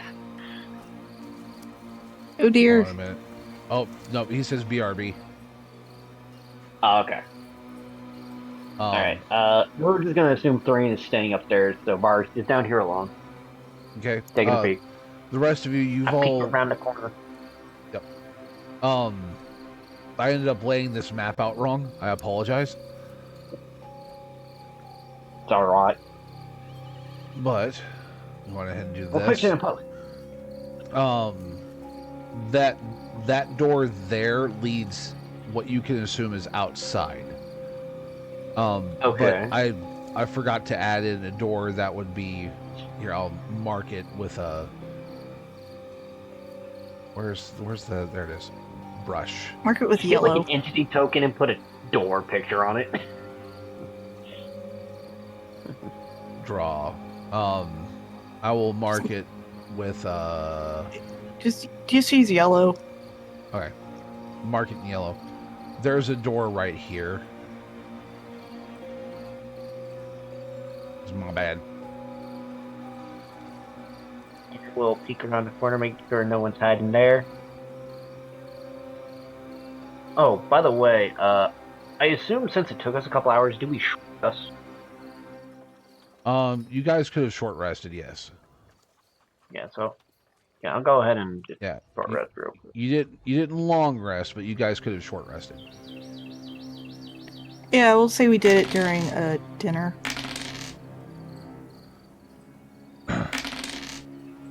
So, There you go. the rest of you, Right, I'm back to full. yep, the rest of you would have been able to get all that stuff and notice that Barkayer has gone downstairs. I'll follow. Yeah. All right, we'll just Jaeger Thraine brings up the Thraine rear. back. Yeah. All right, so put Grace down here. Yeah, Grace is in the lead of our tiny-ish, our little 3-person group. Saris is here. I don't know why you guys keep moving it back when I'm trying to set you guys up. I'm not touching it. And Thraine is bringing up the rear. So you see the same thing that Barkayer is seeing down this hall and around the corner. Yep. Barr will test the door to see if it's locked. Sure. Investigation. 14.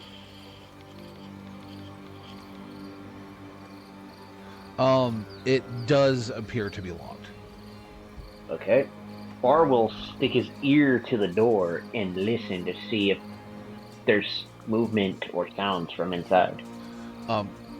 Sure. Go on ahead and give me a perception check to see what your Jotun ears hear. My Jotun ears hear pretty damn good, I'll say that. That is a 20. That is a what? A 23. Okay, because all I heard, that is a 12. And I'm like, that could be a 12 or 20 something. So 23. You do hear movement coming from inside. Reaction. Earth Rune. Passive ability. Tremor Sense. So I can detect their exact position behind the door.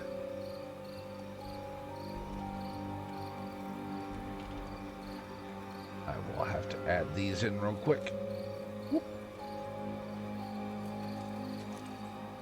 It would also tell me the location of anything else moving in this building, I assume, because it's a 60-foot radius.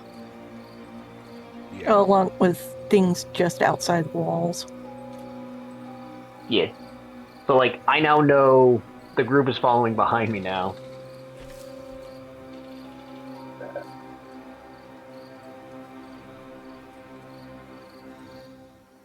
So 60-foot radius. Yeah, so anything that recently moved, I now know the location. Just for this turn. Okay. You do see a piece of movement over here. Okay. Do I sense movement below us? No. Other than what feels like moving water. Okay.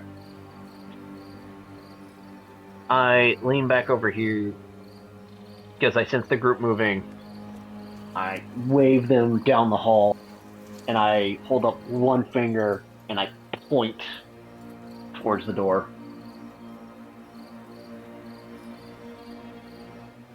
Hopefully they Okay. understand that. Sarah's mostly does. All right, Bar will wait for the rest of the party. I'm just changing some stuff around. Hold on, just a moo.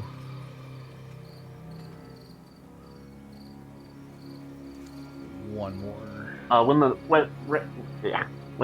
rest of the party gets over to where Bar is, he will look to Saris, point to the door, and mime the lock picking hand motions. Yep.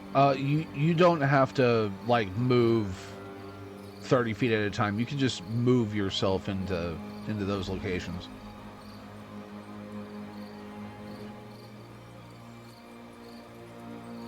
Okay. So, lockpicking? Yeah, I don't have proficiency, but I think I can do it. Or do you have thieves' tools? I've got some bobby pins. Okay. Then the... Alright, we're gonna fall out this. Yep, it will have to be at disadvantage because you're not using professionals' tools.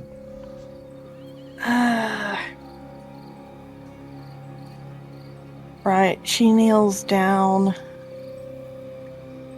Can I pulls a give the couple of help pins action out to of her hair. remove the disadvantage? Since this is a one-person action, I'd say no. Okay. Okay.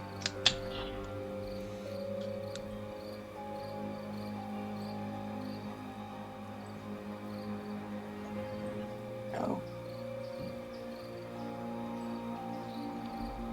So what do we got? Hold on.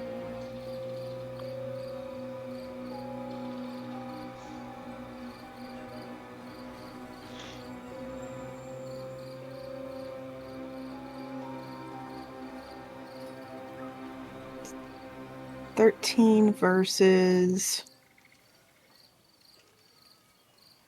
a 16 plus 3. So it's 16. 16? All right. Like I said, knelt down. You're using a raking action to try to get this to pick faster. And just as it feels like one of your hairpins is about to snap, the mechanism turns. And the door starts to slowly swing open. Are you just opening it and walking in, or are you taking a peek? I grab the knob just as it starts to move away from me. Okay. Hold it just barely open to actually look. Okay. When you look inside,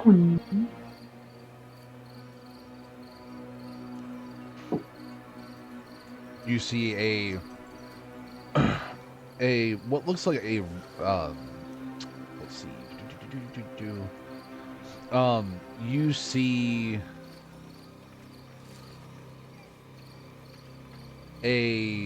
what looks like a rear workroom. You know, various pieces of parchment and equipment lay about the room, with one person that is currently using some type of device that, as they put a piece of paper on it, they drag this like bar over the top of it, and it seems to lay down various pieces of wording. And they seem to be rather concentrating on that. Bar will mime to Saris, like, he'll point at the guy, and then it's a woman. Like, mime the motion of, like, a rear choke. I just look up and shake my head as I ever so slowly pull the door shut, making sure to keep the knob twisted so it doesn't lock again, in case it's one of those new automatic locking ones.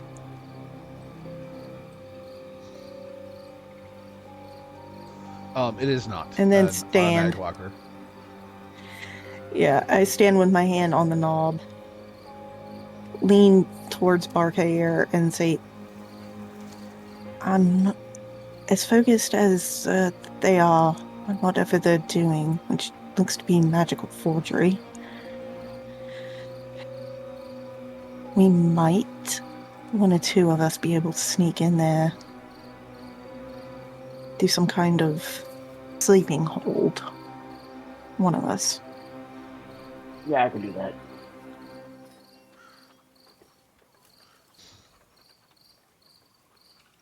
So, what's Like, the it's either plan? me or Grace doing it.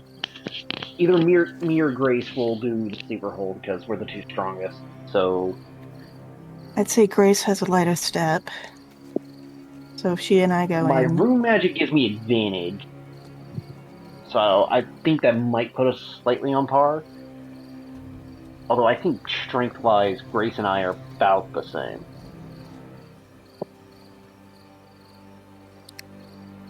No, I'm 18, she's 16 in strength. But she is stealthier than me by 2 points. Right. Well, I got us up here. Grace, do you want to choke out this guy? Like the other dude? Sure. Think you can do it twice? Alright. Alright, I'll open the door. You rush through. Hands around your neck. Good news is, he's the only one in the room. I checked that with my senses ability. Alright. So, Grace, you're gonna attempt to sneak up behind this person and Sleeper hold. subdue them. Yes. Okay, I will put you in the room with them. Go on ahead and give me a stealth check. Just to make sure that you can get into the room without being noticed. Like, they're occupied with their job, and their passive perception is crap, but you never know. 16 plus 2. So Okay, 18. 18. That is perfect.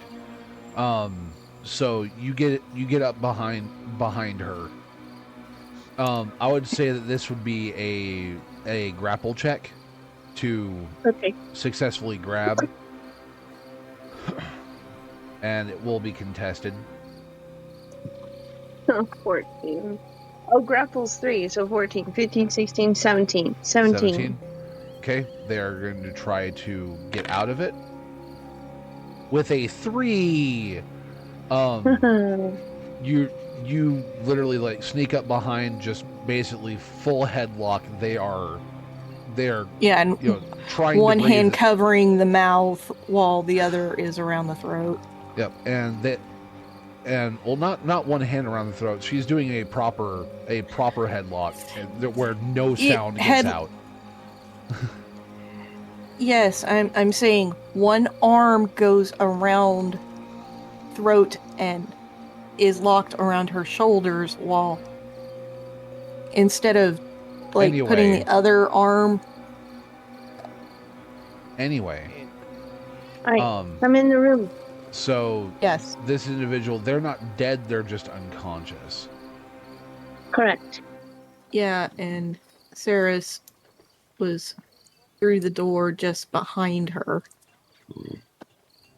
What the freak is and this pulls machine? out a bandana and proceeds to, as Grace lets go of her hold. Add condition.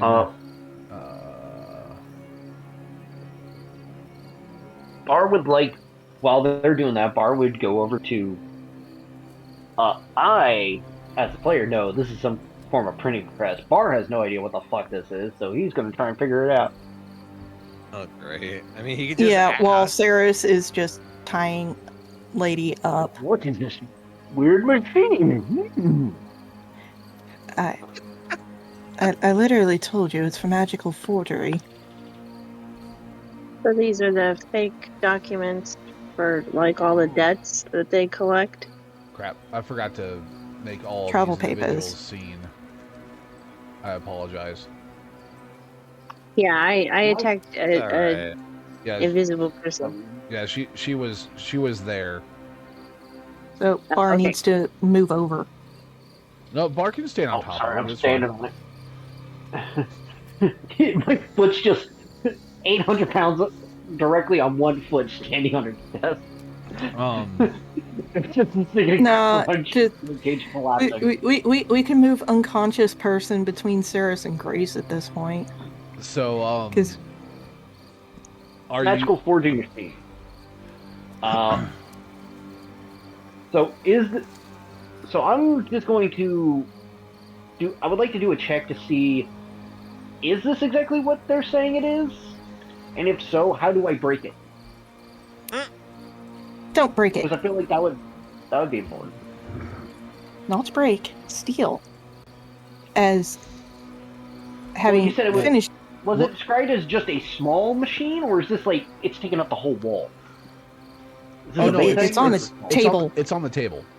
Oh, It's about the size of a 12 by 3 sheet of paper. Or not. I'm thinking like the size of Paper a, guillotine? no, the size of a wanted poster. okay. And the thing that you're seeing on the tabletop is wanted dead or alive, and it's different versions of your own face. What? Barr picks up the various papers, looks at them hard. Hey, it says Awful. it says 500 gold. These are awful. I don't. Wanted Just, person in never your- looked like a just in your- person being. Just in your passive perception, you see that there are other stacks containing Thraine's look, containing Ceres's look, containing Grace's look. They got all yours beautifully done. Why is mine so ugly? What the hell? Barr will go ahead. That and looks take all like the dreads, not stuff in. curls. Barr's gonna take all the wanted papers, stuff them in a bag, and then he's gonna take the forgery machine, look around for any like wrapping paper or something, because he assumes it's delicate. It's bolted to the table, but it has Oh. dies in it, like these little pieces of wood, carved wood, that have ink on them. Do we want to take the whole thing? Because I can unbolt this. I can unbolt it. Well, we can start by taking all of the dies. Let's All right, see. Wrap them up in You pieces take of parchment. the dies out. I will unbolt this thing, and Barr will take his smithing tools and start to unbolt it. Okay, I'd say it's It super says easy steal to it. We're gonna unbolt. steal it. Yeah, it's super easy to unbolt, and it's also super easy for you to take the dies out. It's a simple slide lock for the dies. Yep, it's basically you put your finger on it and move it to one side, and the die just falls out in your hand. Okay, we got the thing. Yep, and she's wrapped all of them up and put them into the messenger bag Which your so messenger that they bag is won't starting to clack. get your messenger bag is starting to get kind of full. So It's a little over half. Grace and Thraine, is there anything that you're wanting to do? I'm just thinking we still gotta find that what's it called? The seal. We gotta find that seal. Yeah. Well, you could search a person. All I did was tie her hands together and put a gag on her mouth. I'm gonna just say Bar's busy unbolting it. It's probably gonna take a minute. Yeah. It's just basically, it's not that hard to unbolt from the table. Though it is kind of bulky. It's about as big as Thrain's torso. Thrain's torso. So it's, blocky and long. But if you can find some stuff to improvise, you can strap it to your back. Yeah. Thrain, help Grace find the forger seal thing. Yeah, once Saris has all the dies collected, she starts looking through the bookshelves. I don't know, is Thrain back? I heard him. Yes. Yeah, I heard him for a half second, but he's not talking. Well, 12. He perception is +3. He says, back, So 15. BRB again real quick, sorry. Okay. So you got a 20? A 15. Oh, 15? Looking through the room, you see that there are you don't find a seal kit, but you do find forged orders, a transfer order for witnesses being moved through the guard, to the guard post, and a sealed request a sealed request that says on the top of it, Captain Harl Vosek.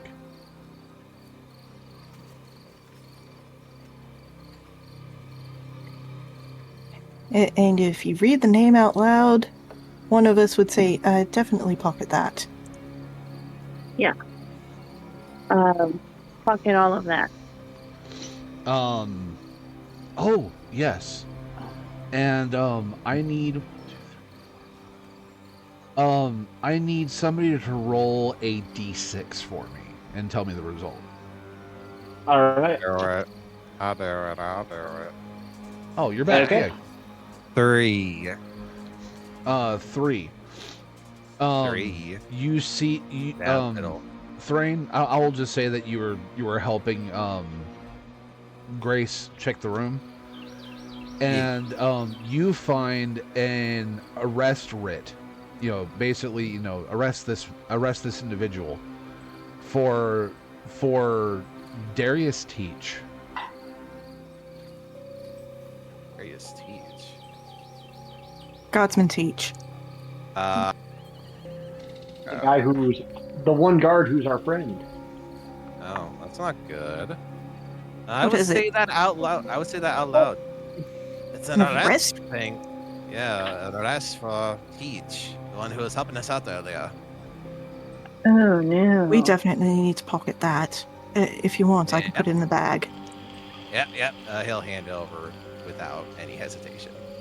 Alright, and that goes straight into the bag. And then Sarah starts looking through the bookshelf to see if there are any other very incriminating ledgers. With a 22 investigation. Outside of what they've found, you're just finding other arrest writs that have different arrest writs that are kind of in processing, and one of them catches your attention, and it says Illyra Moss. Definitely want this one. And another one says Vasco Drin. And we can't be having him arrested. As Saris works her way towards the door going along the bookshelves. Yep. And one last one says Frodo. What? Bar just burned that one. No, you can't burn it. We need it. And right next to Yes, it, sir. another one says Lenny. And right next to it is basically all of your false names. I even got my disguises wrong. Jeez. They keep ruining the nose. What? It's not even a picture on here. Yeah, they got your nose wrong in a Word document. Yes. So, assuming that you guys... Alright, that was another one. And then she goes up to this door and just starts listening. You hear the sound of somebody writing in the other room.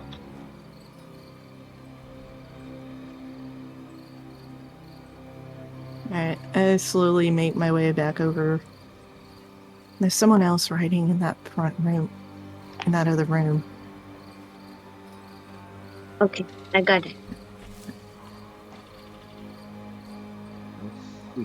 Send I Grace didn't in. She's a strangler.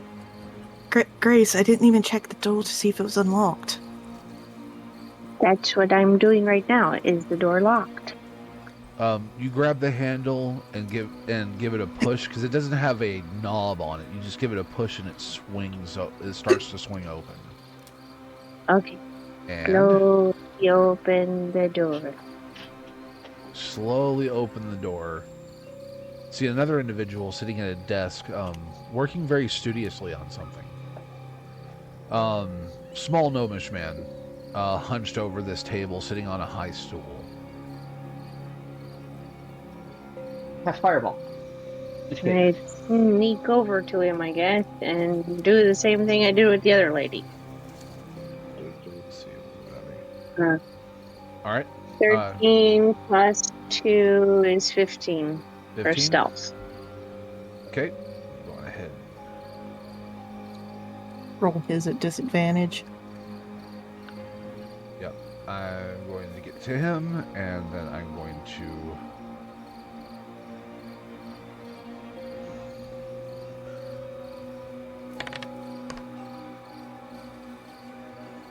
at disadvantage. Well, his first roll was an 8, and his second roll was a 16. But since it's at disadvantage, it's an 8. He also, you're not just able to like hold him and take him to the ground like the other human that you did. This is a gnome, so you just literally just, when you do that, you pick him up. His little feet are just dangling and struggling, and they go limp. Oh. I'm so sad. Yeah, well, Saris goes and checks on our first unconscious prisoner just to see if how she's doing. Breathing. She's breathing. There's bruising around her throat, though. Yeah. A quick check of her eyes shows. Does she show signs of concussion? We're supposed to be looking for stuff to steal. You can do a I know you're. check.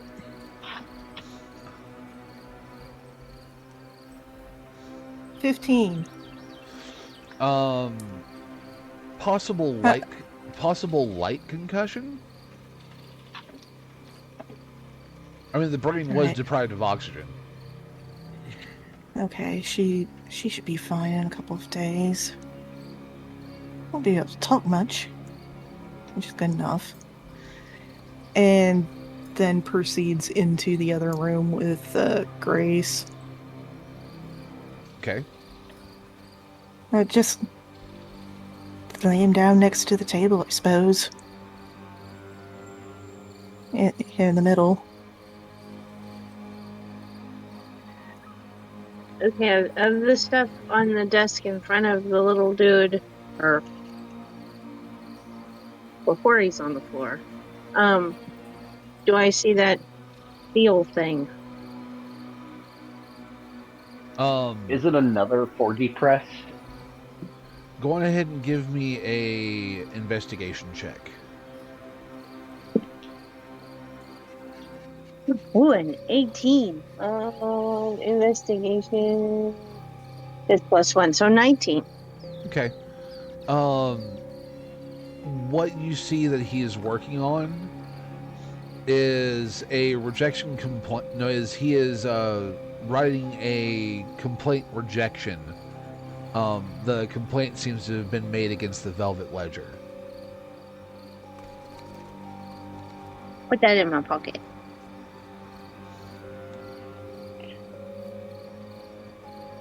Outside of that, did you bother like using the ink blotter before doing that? Because if it smears, it's gonna be useless. What's it? Hold on. I put it in my pocket. Right. Yeah, well. Barr will see if there's another 4G device around. New investigation check. 8. there There's doesn't shiny seem, stuff. there doesn't seem to be. Trying to show where the door is at in this room. Yeah, because I was like, this looks a little weird. Wonder. I'm guessing that's gonna be door. That's a light sconce, from what I can tell. It is a light sconce. Yeah. Okay. I mean, it's not like set up correctly, but it is a little lantern on the wall. Yeah, well.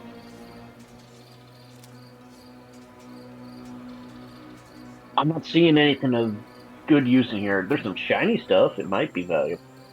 I don't know if it's important. Yeah, it's mainly all you're seeing is like different types of supplies, like spare ink pots and extra quills. There's actually a quill making station. To hollow out, put the nibs on it, all that stuff. Saris grabs it and sticks it Okay, in her thief. bag. Little thief. No, Do they have, the like, a reason bunch of Saris paper grabs that is to, along with as many of the quills and nibs and stuff, it is to cause a delaying tactic. Sure. Plus, it's all light and small shit. It's like how you can carry 3,000 lockpicks and not weigh a single pound in Skyrim. Yep. Yeah, but Skyrim lockpicks don't actually work the way real lockpicks do. So, but I will let you know this. This room has no more stuff to find. All right, Okay. Bar's gonna go listen at the door. You hear some moving around and some muttering. I'm tremor sense it. Grace, take him in with the other woman. Crap. Okay. So you hear two sources. Ooh. And it sounds like some muttered discussion and the sound of paperwork being handled. Okay. I move over to Barry Thraine and I start whispering. All right. We got 2 people in that room. Sounds like they're talking to each other well. So, the sprint in rush chokeouts aren't going to work this time, I don't think. So, No. should I hem up my... And I gesture to the fact I'm still disguised with this crossbow. Like, should I just be like...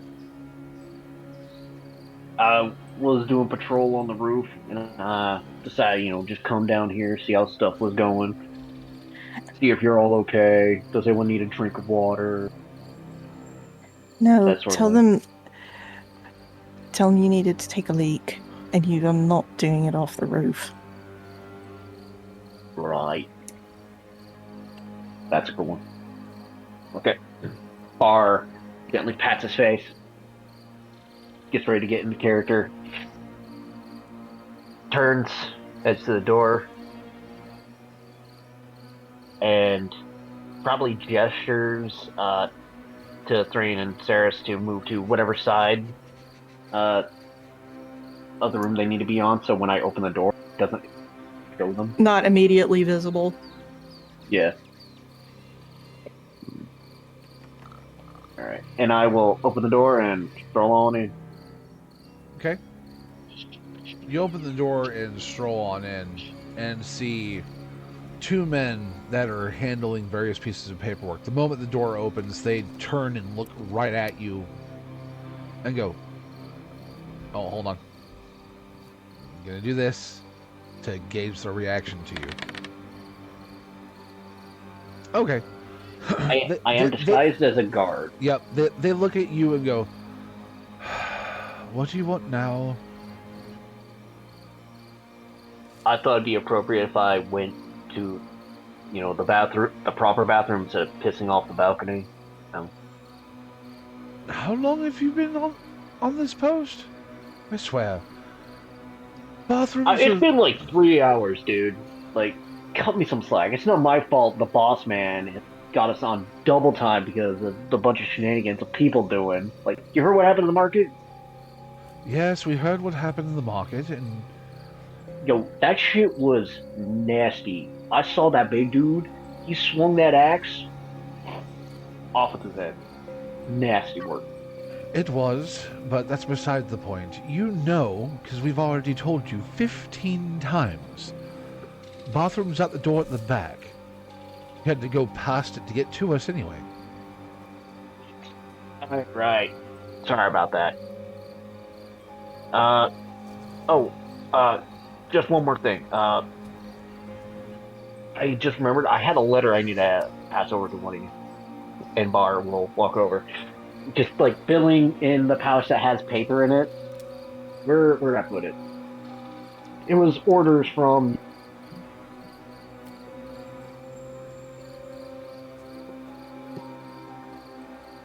And as I would be fiddling, I would raise an OK symbol behind my back so the party could see that, as in, okay, go.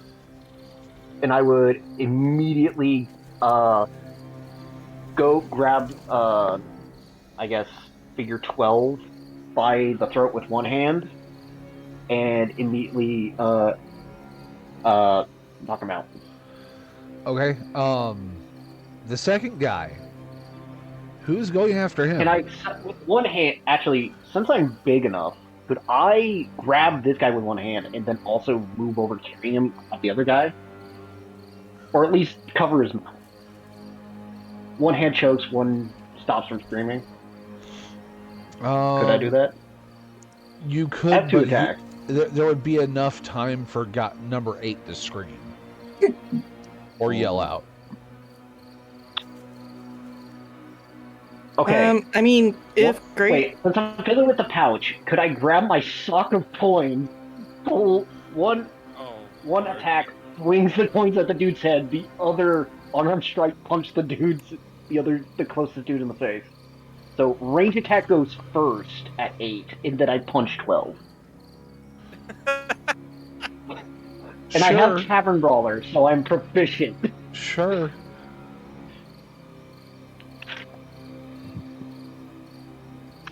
Natural 20 on throwing the sock of coins at this man's head. Okay, go on ahead and roll damage. Right into his face. It's basically a shillelagh, so a d6. I was going to say 2d4 because I crit. Yeah, it'd be 2d4 because you crit. Okay. Not 4d4, but it'd be a d4 plus another d4. Yeah, d4 base. Oh, fuck. This is to knock out, to preference, 12 points of damage. I think he broke his nose. Oh, no. What is the hit on the other guy? Rolling to hit on this guy. Alright, so unarmed strike, it's still like a standard attack. Proficiency bonus 3, so that's Oh, gosh. 25. 25. That hits. Go on ahead and roll damage. I deal 7 points of damage. Okay, 7. And bonus action auto grapple. No need to auto grapple. Your punch just freaking knocks him Annihilated unconscious. his fat. Yeah.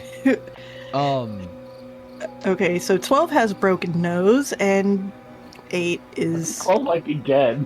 Yeah, 8 is dead. You did triple the amount of health that he has. Ceres, on hearing the thunk... Oh no, it was goes more to- of a wet crunch, and when you go up to him, he still has the sock of pennies buried in his face. Oh god. Over 130 coins in his face. Baka, you Oh, killed God. him. Oh yeah, he dead. Like he's not I- the other guy. I know it's showing the skull and bone symbol, like he died. He's not dead. He's just unconscious. Like you knocked his ass out. One more point of damage, though, you would have killed him. But the other guy, oh, he dead. We're going to have to take this one with us. Hang on, I I lo- might have something for this. I don't know if you can reconstruct his face, Thraine. I mean, I could at least bring him back to life. I can't do much about the face, but at least the man. I would... Dead. You're going to resurrect Right. this guy. Are you going to cast Revivify on this dude? I carefully lift off the sock, Barbo come and over I and, have a feeling I'd take the have to do a sock coin. Constitution save to reconstruct his face. You would, because it's basically it is caved in. All right, Okay, let's yeah. see if I manage not Alright. to hurl after pulling the sock off his face. And just to let you know, for Thraine, I can't do anything about this. yeah, you can't. Even if you did have, because I'm trying to see if you actually have. I thought I had Revivify. something. I thought I had Equivalent. something, You but would I automatically have it because it's a 3rd level spell. Let's Just see. take a really bad pimple. Yeah, He you would have Revivify. My con save was a 15. okay? Yeah, you only throw up in your mouth a little bit. And But it's like this sock of coinage is it has brain matter on it. I'll just lay it back on his face and proceed to use Healing Touch to see if I can get the skull back into its correct shape. I would do that anyway. Yeah, I'm gonna say I this. will take his money back. Yeah, He'll take his blood money. I'll say this. I'm not gonna have you waste a spell points for this. Okay. You put your hand on him and you can feel the spell start, but it has nothing to hold to. I was just literally trying to Yeah. focus This on would require the mending. facial He's structure. an object now. He is Yeah, not a. he is Okay. now technically an object. Okay, so since I feel it fade out, I just start using Hand of Restoration to pull the face back into its normal, into its proper configuration. And after Okay, about well, that's 3 minutes, I lift the sock off to see if it worked. I I don't- already took the sock away. yeah, I was about to say I don't think you have 3 minutes of time. Okay. Yeah, so we have to decide now: are we going to revivify this guy? So I've done all I could. Thraine as a life cleric should have it automatically, given we're level 7. So that's third tier magic. Life cleric would automatically get revivify, or Yeah. whatever we call it. Um, Problem is, I think it's like 100 or 500 gold worth of components. 500 gold worth of diamond. All right. DM, would you allow us to pool 500 gold if we decide to do this? Well, So we spend the actual gold count. Here's the wonderful thing about what has just happened. Revivify is for somebody who is just Revivify is for somebody who's just freshly dead. But you've done 3 times the amount of damage this guy could take. Oh Lord. Yeah, my reconstruction attempt, he still looks like a bloody mess. Yeah, you right now just have this mangled body. This would be more in the realm of... So I threw a sack of coins at his head so hard by accident, it's mangled his body enough to the degree Revivify doesn't work. Yes. Wouldn't what work. The fuck? Yeah. Is when you gave me the total, I'm like, ooh, and he only had 7 points to... Oh, yeah. He has 7 HP. I deal 12 points of damage. Oh. Yeah, 12 is not triple. Alright, well, it's not even It's double. That's why I was saying it should be just a 15 broken minutes nose and with a dead cracked body. skull. Let's go. also I'm not seeing it on Thraine's spell list. Yeah, I don't have it. It should be there. Do you have domain spells corrected? I don't remember. Well, that would be an in-shard problem if the domain spells Yeah. aren't popping up for him. Let's see, Domain of Life. Because I know since we're an offshoot of 5e D&D, Revivify would be on our life domain.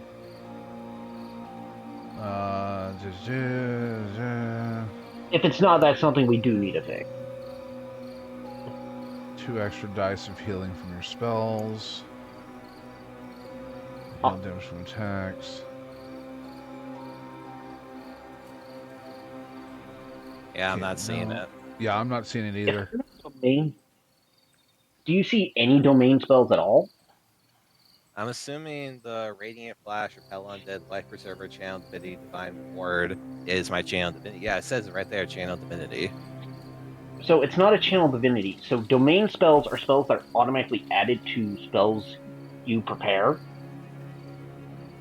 Yeah, I thought that I had set that up. Okay, I'll have to... The only ones I have 2 innate spells, Divine Aid and Prophetic Glimpse. Those are like, this just says innate, that's it. Those might be from your race, right? Are they from his lineage? He has Divine Insight from his domain. Divine Insight?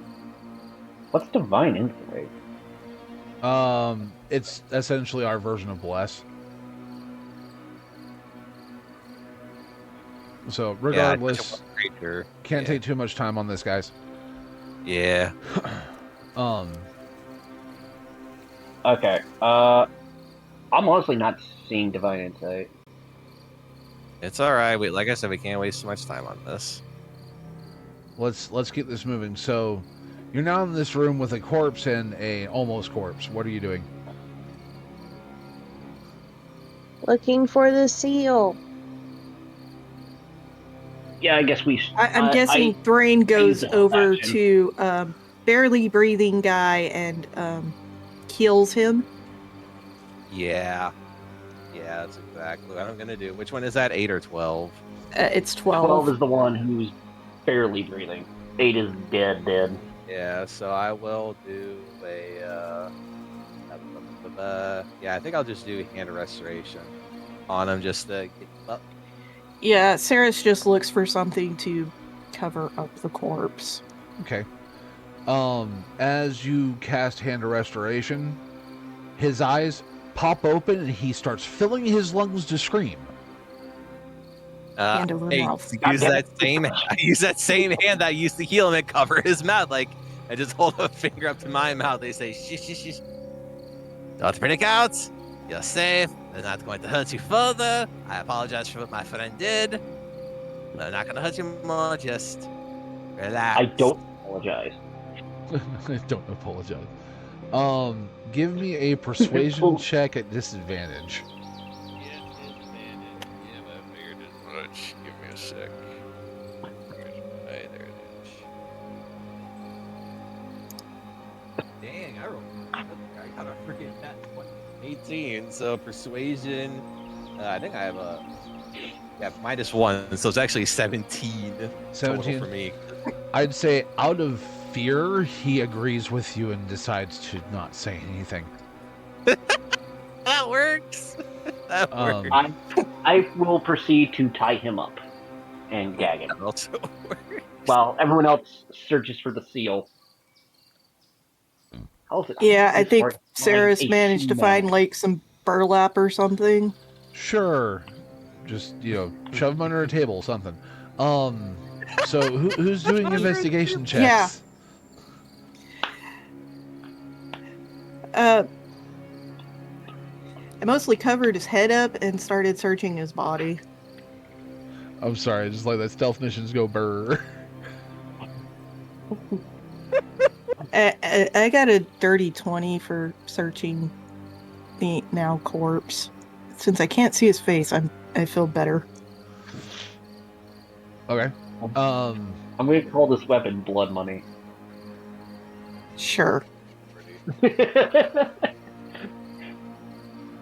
So, At least I managed to pull all the brain matter out of the sock. so you're searching the room? I said starting with his body. Oh, you find, now a broken quill, and some pocket change. Nothing specifically on him. Nothing Okay. specifically on him. And I stand up and look at the table he was working at. Okay. Grace, you want to check for anything? Sure.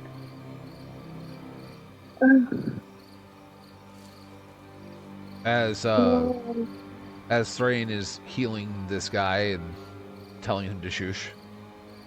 Yes. Well, it's mostly him and Barr.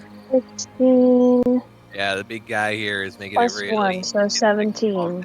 17. Okay. With Grace, you find a stack of practice signatures. Like somebody was practicing forging documentation. And drafts of guard transfer orders. With Saris, you find false arrest notices and a description of your party. Into the bag. That reads, Red Veil Group active in Kaelor. Known aliases include Lenny, George, Esma, Linda, and Frodo. Assume alias is disposable. Confirm physical profile. I look at Esma and go, wow, they couldn't even spell it right. That's funny.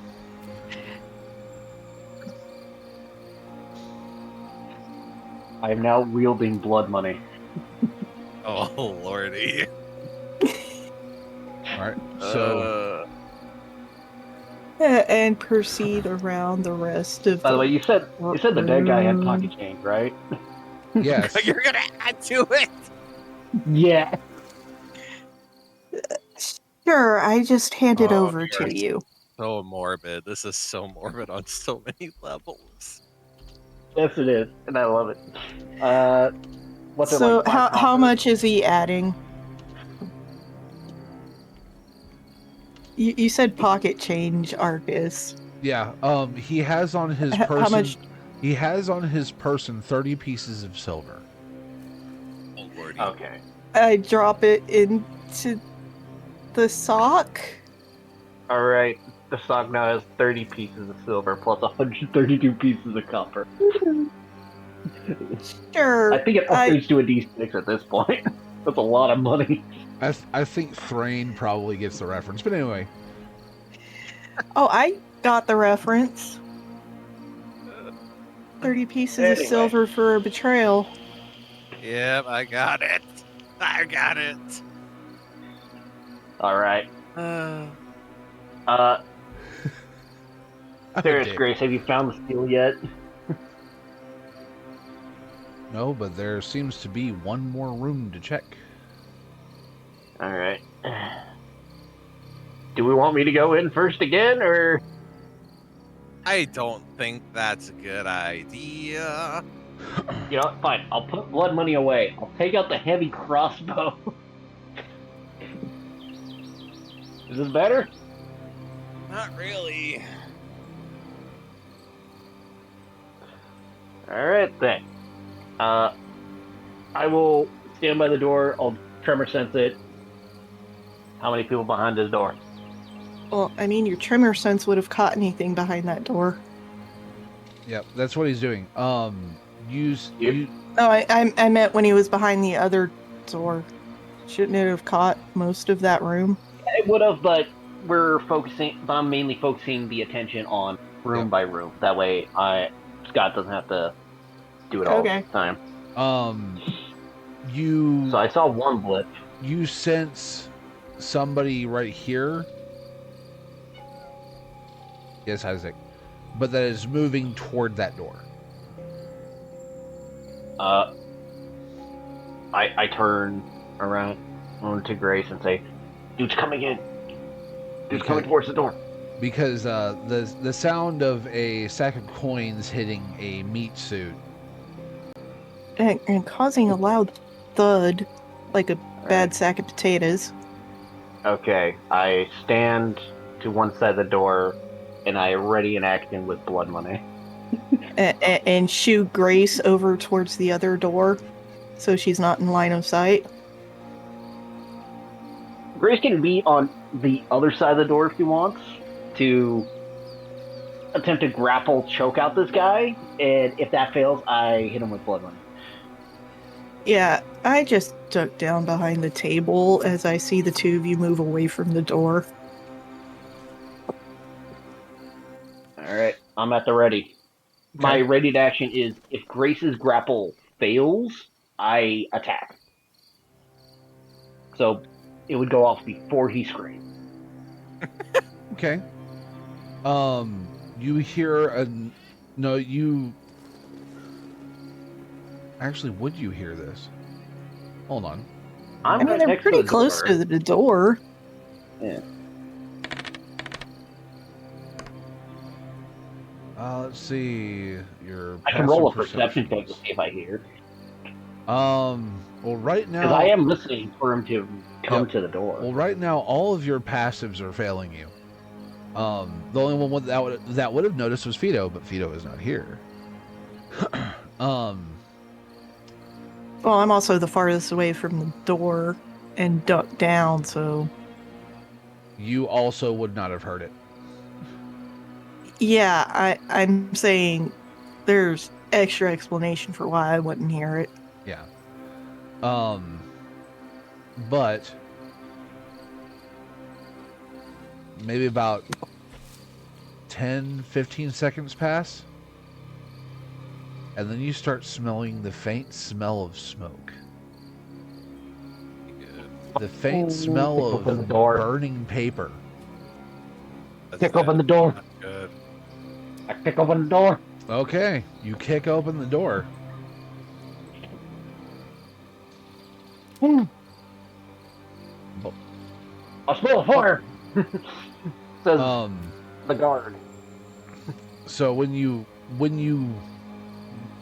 burst out of the door and into the room, you see that this woman in rather nice clothes is actively setting things on fire. Not the building, just documentation that she has in her hand. She looks at you she looks at you. I still look like a guard, by the way. Yep. And I'm going to make her roll. Sorry, I smelled a fire. Her intelligence is pretty high. So, I believe to bypass my thing, it is a. Let me. It's an active insight check. Let's see. It is an active investigation check against my spell, which is only a 13. Oh yeah. She passed that with a 15. Where fuck. She looks at you and then says, you know, with a not even a panicked look on her face. You're tall. That means you're not him. No matter. I've already destroyed half the seals. I throw blood money. Straight at her chest. Yeah. All right, go on ahead and give me an attack roll. This is getting ridiculous. God damn it.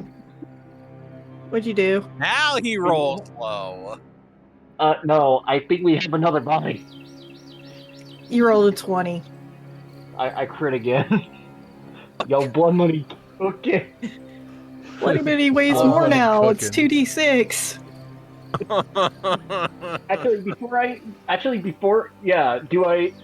Because I now added 30 silver, does it go from a D4 to a D6? No, it's still Okay. 2d4. Or 2d4 Okay. plus 3. Nah, it's fine. So 10. 10 points of damage as 10 I throw points of money damage? at her. Yeah, Okay. straight into her chest. That hurt. She gets hit by it and staggers backwards.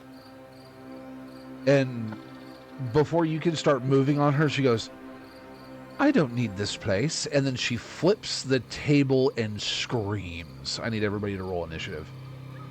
I should have had a rock. I should have used rock. Rock is always better. I got a 6. I got a 17. Why am I rolling so high? I need to roll low. Why are you rolling high? I don't know. I don't know. Well, I rolled a 22 total. Okay, so 22. Barr? Based on her token, I think she's already bloody. So, Well, close to.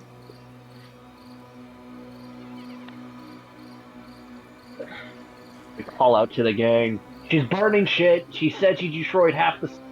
We have to grab her.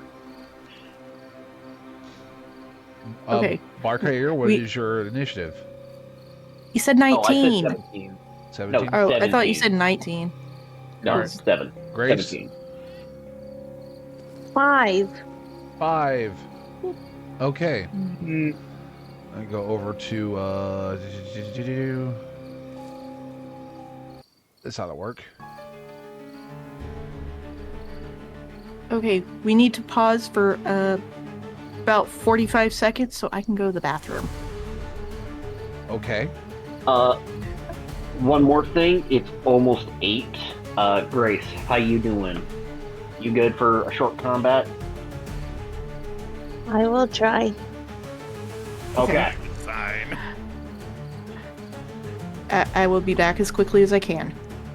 Which I thought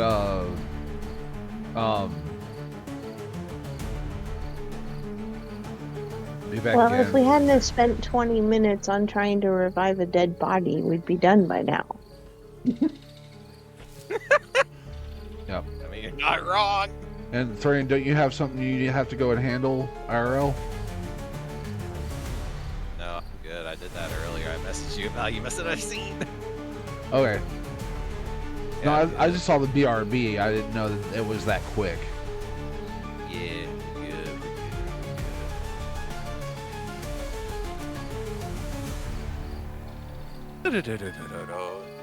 Because first in initiative is Saris, so we can't do anything until she comes back. So if you flip the table screened, is fire spreading now? Or... Yes. The lamp that she was using to burn documentation is now shattered on the floor. Damn. Just to represent do I have that. a spell that we put out fire?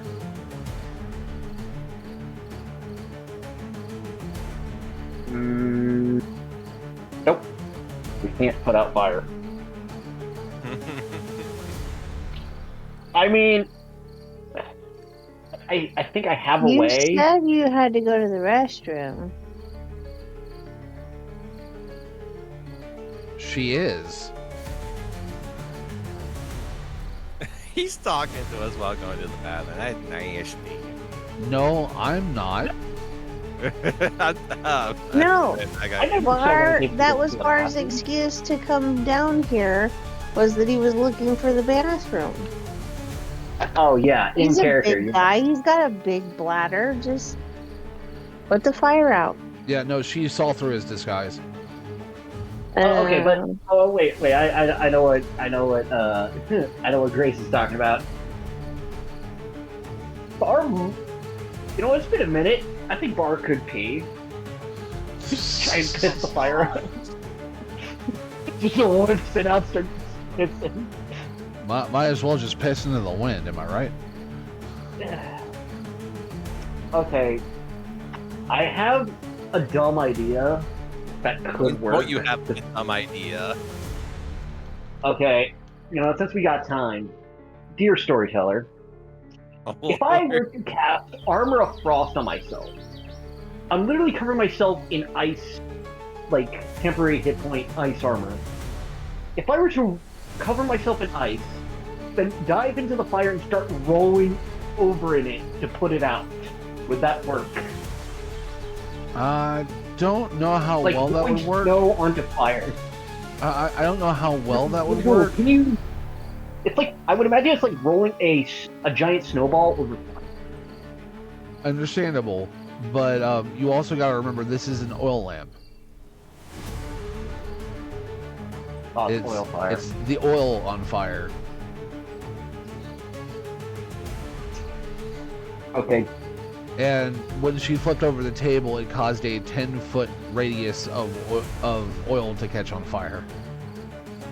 Okay, Barr would take damage from this, but if I went big, that's big enough to cover the whole oil spot. If I just laid on top of it, smothered it. Would you fit in the room? 8-foot tall He'd be ceilings. 20. No, I'd break through. Technically, wait, if it's 8-foot tall ceilings, I'm constantly slouching because I'm 10 feet tall. My disguise just makes me look 8 feet. Yeah. So yeah, if I went big, I would just explode through the ceiling. Yep. Some more Attack on Titan shit. Yep.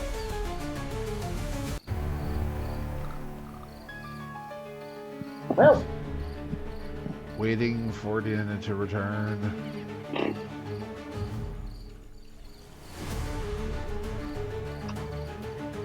I'm sorry, okay, Grace. I think the best option I have. Because I know Ceres is first. I guess, yeah, after Ceres is me. Okay, I would have to trust Ceres to take out the girl. I would grab the rug, and I'll smother the fire with the rug. Yep, I'm just going to remove all of these guys. Oh, you deleted the girl. Oh, I did. My bad. Put her back. She's a witch! Ah, no, wait. Burn the witch! Burn the witch! Wait, she knows the spell to summon goth girls. Save the witch! Okay. Mom asked me to make her a drink. Change it So, back to what it was. so it took a little extra time. All right. So, so I hear Start- glass shattering and Yep, and it is your fire turn. and Barkair. So I go ahead and run into the room. Yep, but now we're in movement, so Yeah, I can get to the door next to Barkair Dread and have an ambusher. action. Exactly. Yeah. It- So you it- could probably shoot her with an arrow or something. Sure. Pull out a boxing glove arrow for non-lethal damage. I don't have such a thing.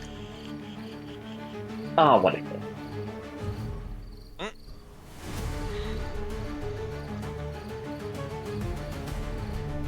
So, Saris, what are you doing?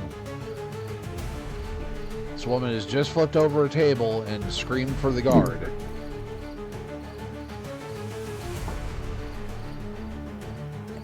Yeah,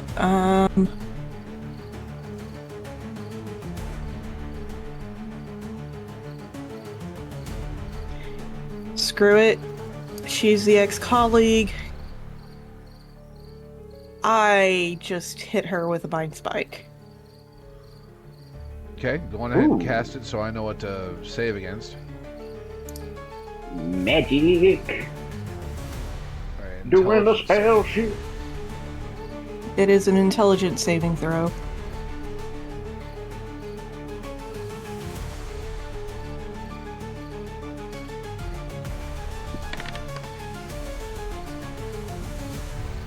She rolled 17. Okay, so she takes half damage. Yep.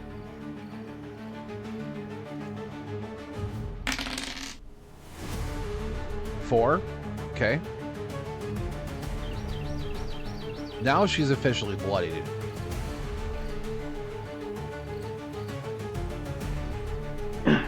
And she Okay. subtracts it. Oh, that's one success. Yep. So, anything else? Movement, action. Yeah, bonus action is... Bonus action? You mean quick action? Because definitely handy. Oh yeah, quick action. Sorry. Sure, quick action. It's gonna take a while. It's gonna take a while. Well, Shard's still listed as a bonus action, so... Yeah. Not much we can do about that.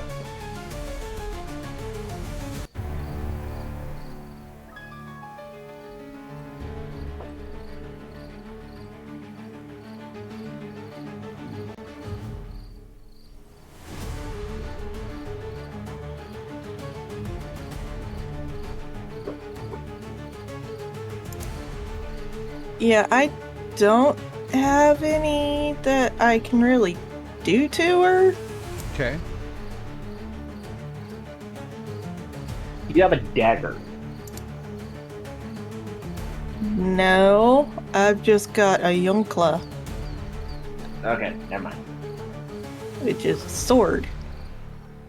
Alright. So that's it for Then, you. Yeah, Okay. All of the guards have a higher. Yeah. Oh boy. So yeah, they all rolled a 21. So Probably gonna take them in the beginning. so this one gets into here. FYI, I still look like another guard. I look like the dude from the roof. So those two Play get that in out. that way. I point to the woman who's 30. currently bloodied. That's not the real her. That's an imposter. She's using magic. 30 feet gets in there. That's 5 feet to get there.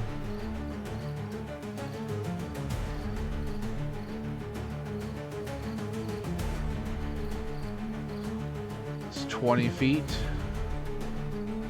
10 feet. 30 feet to get here. That one's right next to him, so he'd get about there. This one would get about here. And this one, the fastest way for him to move is this way. So. Yeah, the three of them don't spot the unconscious woman because we tucked her under the table. So, number 2 has clear line of sight.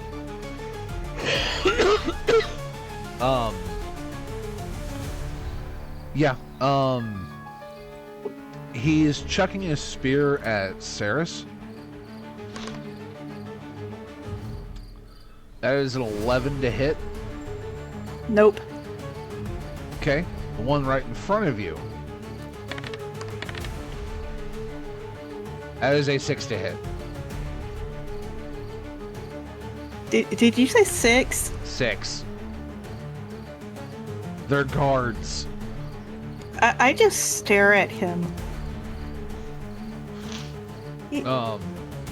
She's the imposter. So that's all the guards' turns. Barkair. Alright, what should I prioritize? Fire or meat? Oh wait, it hit initiative 20. Hold on just a moment.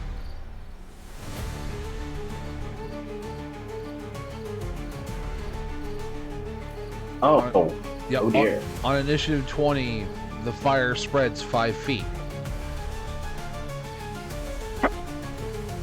So.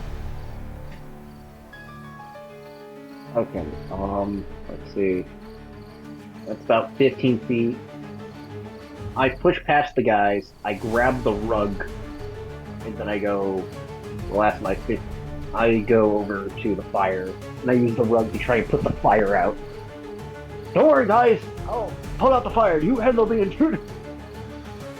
By you pushing past them, it's very obvious that your shape does not match. Yeah, whatever. So attack of opportunity. Oh. Yeah, they can attack our opportunity. 21 to hit. Yeah, that hits. That's fine. That's 5 piercing damage. Okay. Second one. I'll eat it. Second one's a natural 20 to hit. Okay. So 23. Yeah, definitely hit. And roll crit. For 8 piercing damage. Okay. That guy, I'm going to. That's what was the spell? That's number 2. Yeah, for that guy, I'm going to retaliate. Yeah, dex save.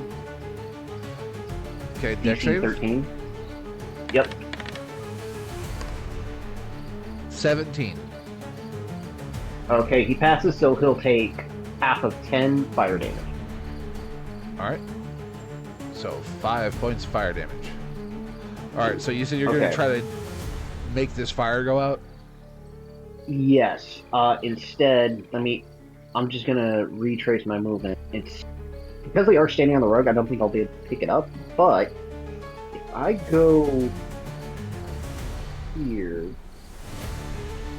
if I stand right in front of her, can I get a 15-foot cone, please? 15-foot cone? Okay. Yep. What are you casting? What color? I'm invoking my water rune. So blue. Lit. Okay. Yeah. So let's see. Shape. Let Cone. me scroll down. Water rune. As an action, I unleash a 15-foot cone of water. Creatures in the cone must make a strength save, or take 2d6 bludgeoning damage, or cold damage, my choice, or be pushed 15 feet. On successful save, it prevents the push. If I use, since it's a multiple use, if I expend more uses of it, I increase the damage by a d6. Since I am literally blasting water like a fire hose onto the fire, will that help put it out? We shall see. What let's is see. what is the save that she has to make? Dexterity. No, strength on this one. Oh, it's strength save. Oh, okay. Yes. So it's a Strength DC save 13. to maintain stance. But she Yeah. still gets soaked. That is an 11. I'm going to use 2 of the charges to make it 3d6. Okay. And 11 fails. She is going to take 6, 4, 5. That's in total 15 points of cold damage because I'm using water. Okay. And 15 points of cold onto the fire. Yep. So she's dead. Gets pushed Pressure into the water. gets pushed into the fire, and Into the center of it. it is essentially the equivalency of an oil or grease fire. Oh dear, that means it flares up. Oh fuck! I made it worse. You've made it way worse. Oh no! Oh no! That wasn't supposed to happen. So now she's very much dead. Bloody Okay. hell! Barr did not think of this. Get the fire brigade! Literally, Feeling all that's this- Ceres's free action. She just yells towards the guy she can kind of see outside, "Get the fire brigade!" I feel like I this will- would have been preventable if Thraine was just able to do something. Yep. Prevent this. So Alright. In order, I have one last thing I can do. Action surge, I pick up the rug and I start smothering the fire. I will Right in front of your face, okay. I will action potentially knocking number 2 prone Go on as he ahead. literally pulls the rug out from under him. What would this be? Because you can't intimidate the flames. I'd say athletics. It's just, yeah, Yeah. just athletics. Natural 20 for 27. Okay. You reduced it back down to 10 feet. Her body's still on fire in the okay. middle of it, though. It's okay, I got it! Alright. That's my turn, Thraine. finally. Thraine, we need some help in here. I mean, I'll probably have to rush in. That's 15 right there. It's another 15. That's all I can move. And still be able to do anything, yeah. Yeah. All you've heard so far is crashing glass, some thuds, and Sarah's would I- yelling, "Get the fire brigade!" Would I at least be able to maybe heal her from a distance? So she's She dead. Oh, she's all right then. Well, I mean, she's not as dead as, like, she's currently on fire. I She's would currently on argue fire. Her hair's gone and her face is starting to melt. I would argue she's currently in death saves. Yeah, she's currently in death saves. Every turn, though, she So will be if you failing them. heal her, so if you Can heal I- her now, bring her up. I mean, I On should fire. be able to. I mean, I should be able to. Hang on. Like, do we want to capture her, or is killing her so good? I'm honestly, it's a toss-up at this point. I could do Radiant Blessing. She'll have advantage on death saving throws. Well, she's on That would auto- give her a flat roll. No, Yeah. she's on fire, so she's auto-failing death saves right now. Yeah, so you have to heal her back up to life, and then Okay, I'm gonna just say F. I'm gonna do Restorative Chant on her. So I'll do. Yeah, so it's 1d4. So yeah. probably 1d4 plus- restorative. Is restorative chant our version of healing word? Yes. Okay. Yeah, so healing word. Yes. When I hear restorative chant, that makes me think, oh, this is like a 10-minute. Well, it's like she's only dead before that. All right, well, that's maxed health, so she'll get healed for 9 points. All right, 9 points. 9 points. And as a All right, she wakes back up and starts screaming. Because she's on fire. As a quick action, I'll do restorative call on her. Can I upcast this? Yeah, a higher level. So yeah, you can upcast it.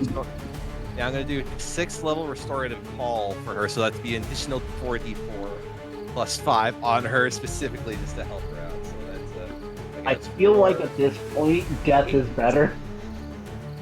10, On fire. 13. So she gets healed an additional 18 points. I'm pretty sure her clothing's on fire.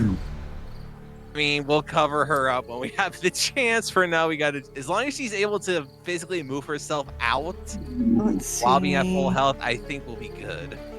Well, you've already passed her turn while she was unconscious, so...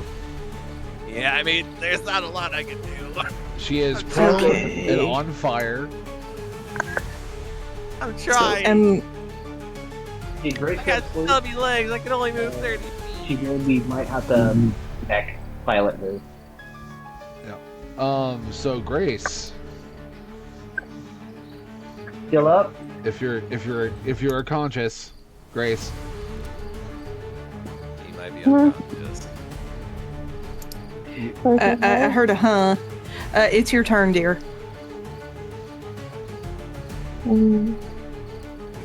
She sounds like she's gonna pass out. We probably should just pause this here for her sake. This would be a hell of a cliffhanger to leave. Yeah, we could. We could cliffhanger it here if you want to, and we can pick up right where we left off. I have no problem with that. We don't know what's going on now. Okay. So we cliffhanger.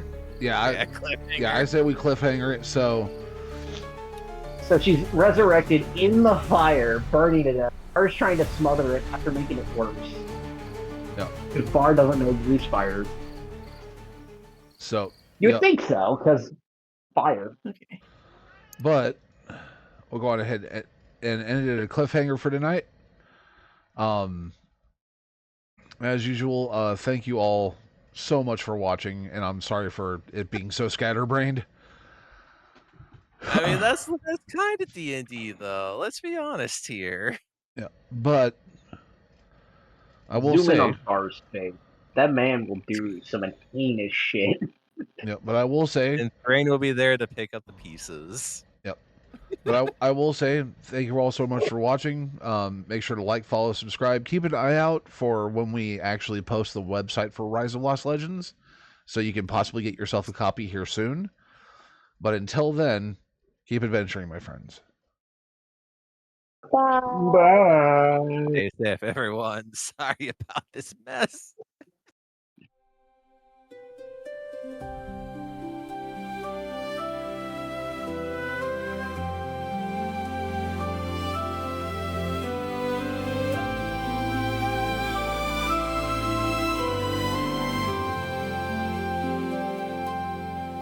We've walked through forests, sailed the seas, fought through shadows, chased the breeze. Together we've written a tale so bold, of courage, heart, and treasure untold. Through every trial, through storm and flame, we found the light, we made our name. Though this chapter's come to rest, the journey's end is just a test. Keep adventuring, my friends. The road never truly ends. Though the story fades tonight, new horizons rise with the light. So keep adventuring, my friends. In every heart a tale ascends. With every breath the world unfolds. Keep adventuring forever bold.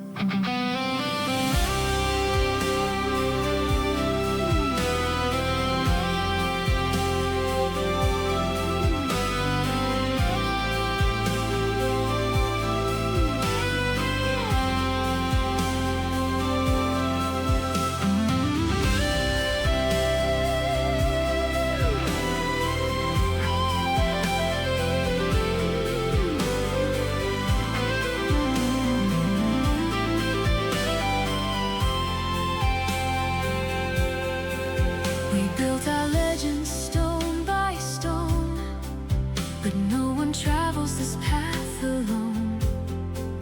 To all who joined and shared the way, your spirit lingers, come what may. Beyond the pages, beyond the song, our bond endures forever strong. Though the book may close its cover, the spirit of the quest never over. Keep adventuring, my friends. The road never truly ends. Though the story fades tonight, new horizons rise with the light. So keep adventuring, my friends. In every heart a tale ascends. With every breath the world unfolds. Keep adventuring forever bold.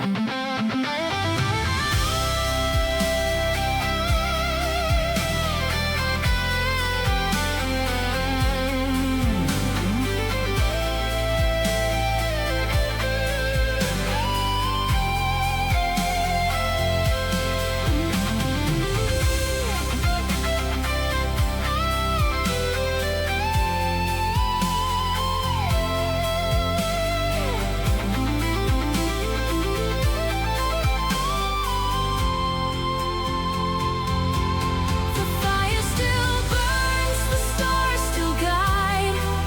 There's always another world to find. So even though we say goodbye, our dreams will soar the journey sky. Keep adventuring, my friends. The road never truly ends. Though the story fades tonight, new horizons rise with the light. So keep adventuring, my friends. In every heart a tale ascends. With every breath the world unfolds. Keep adventuring forever bold.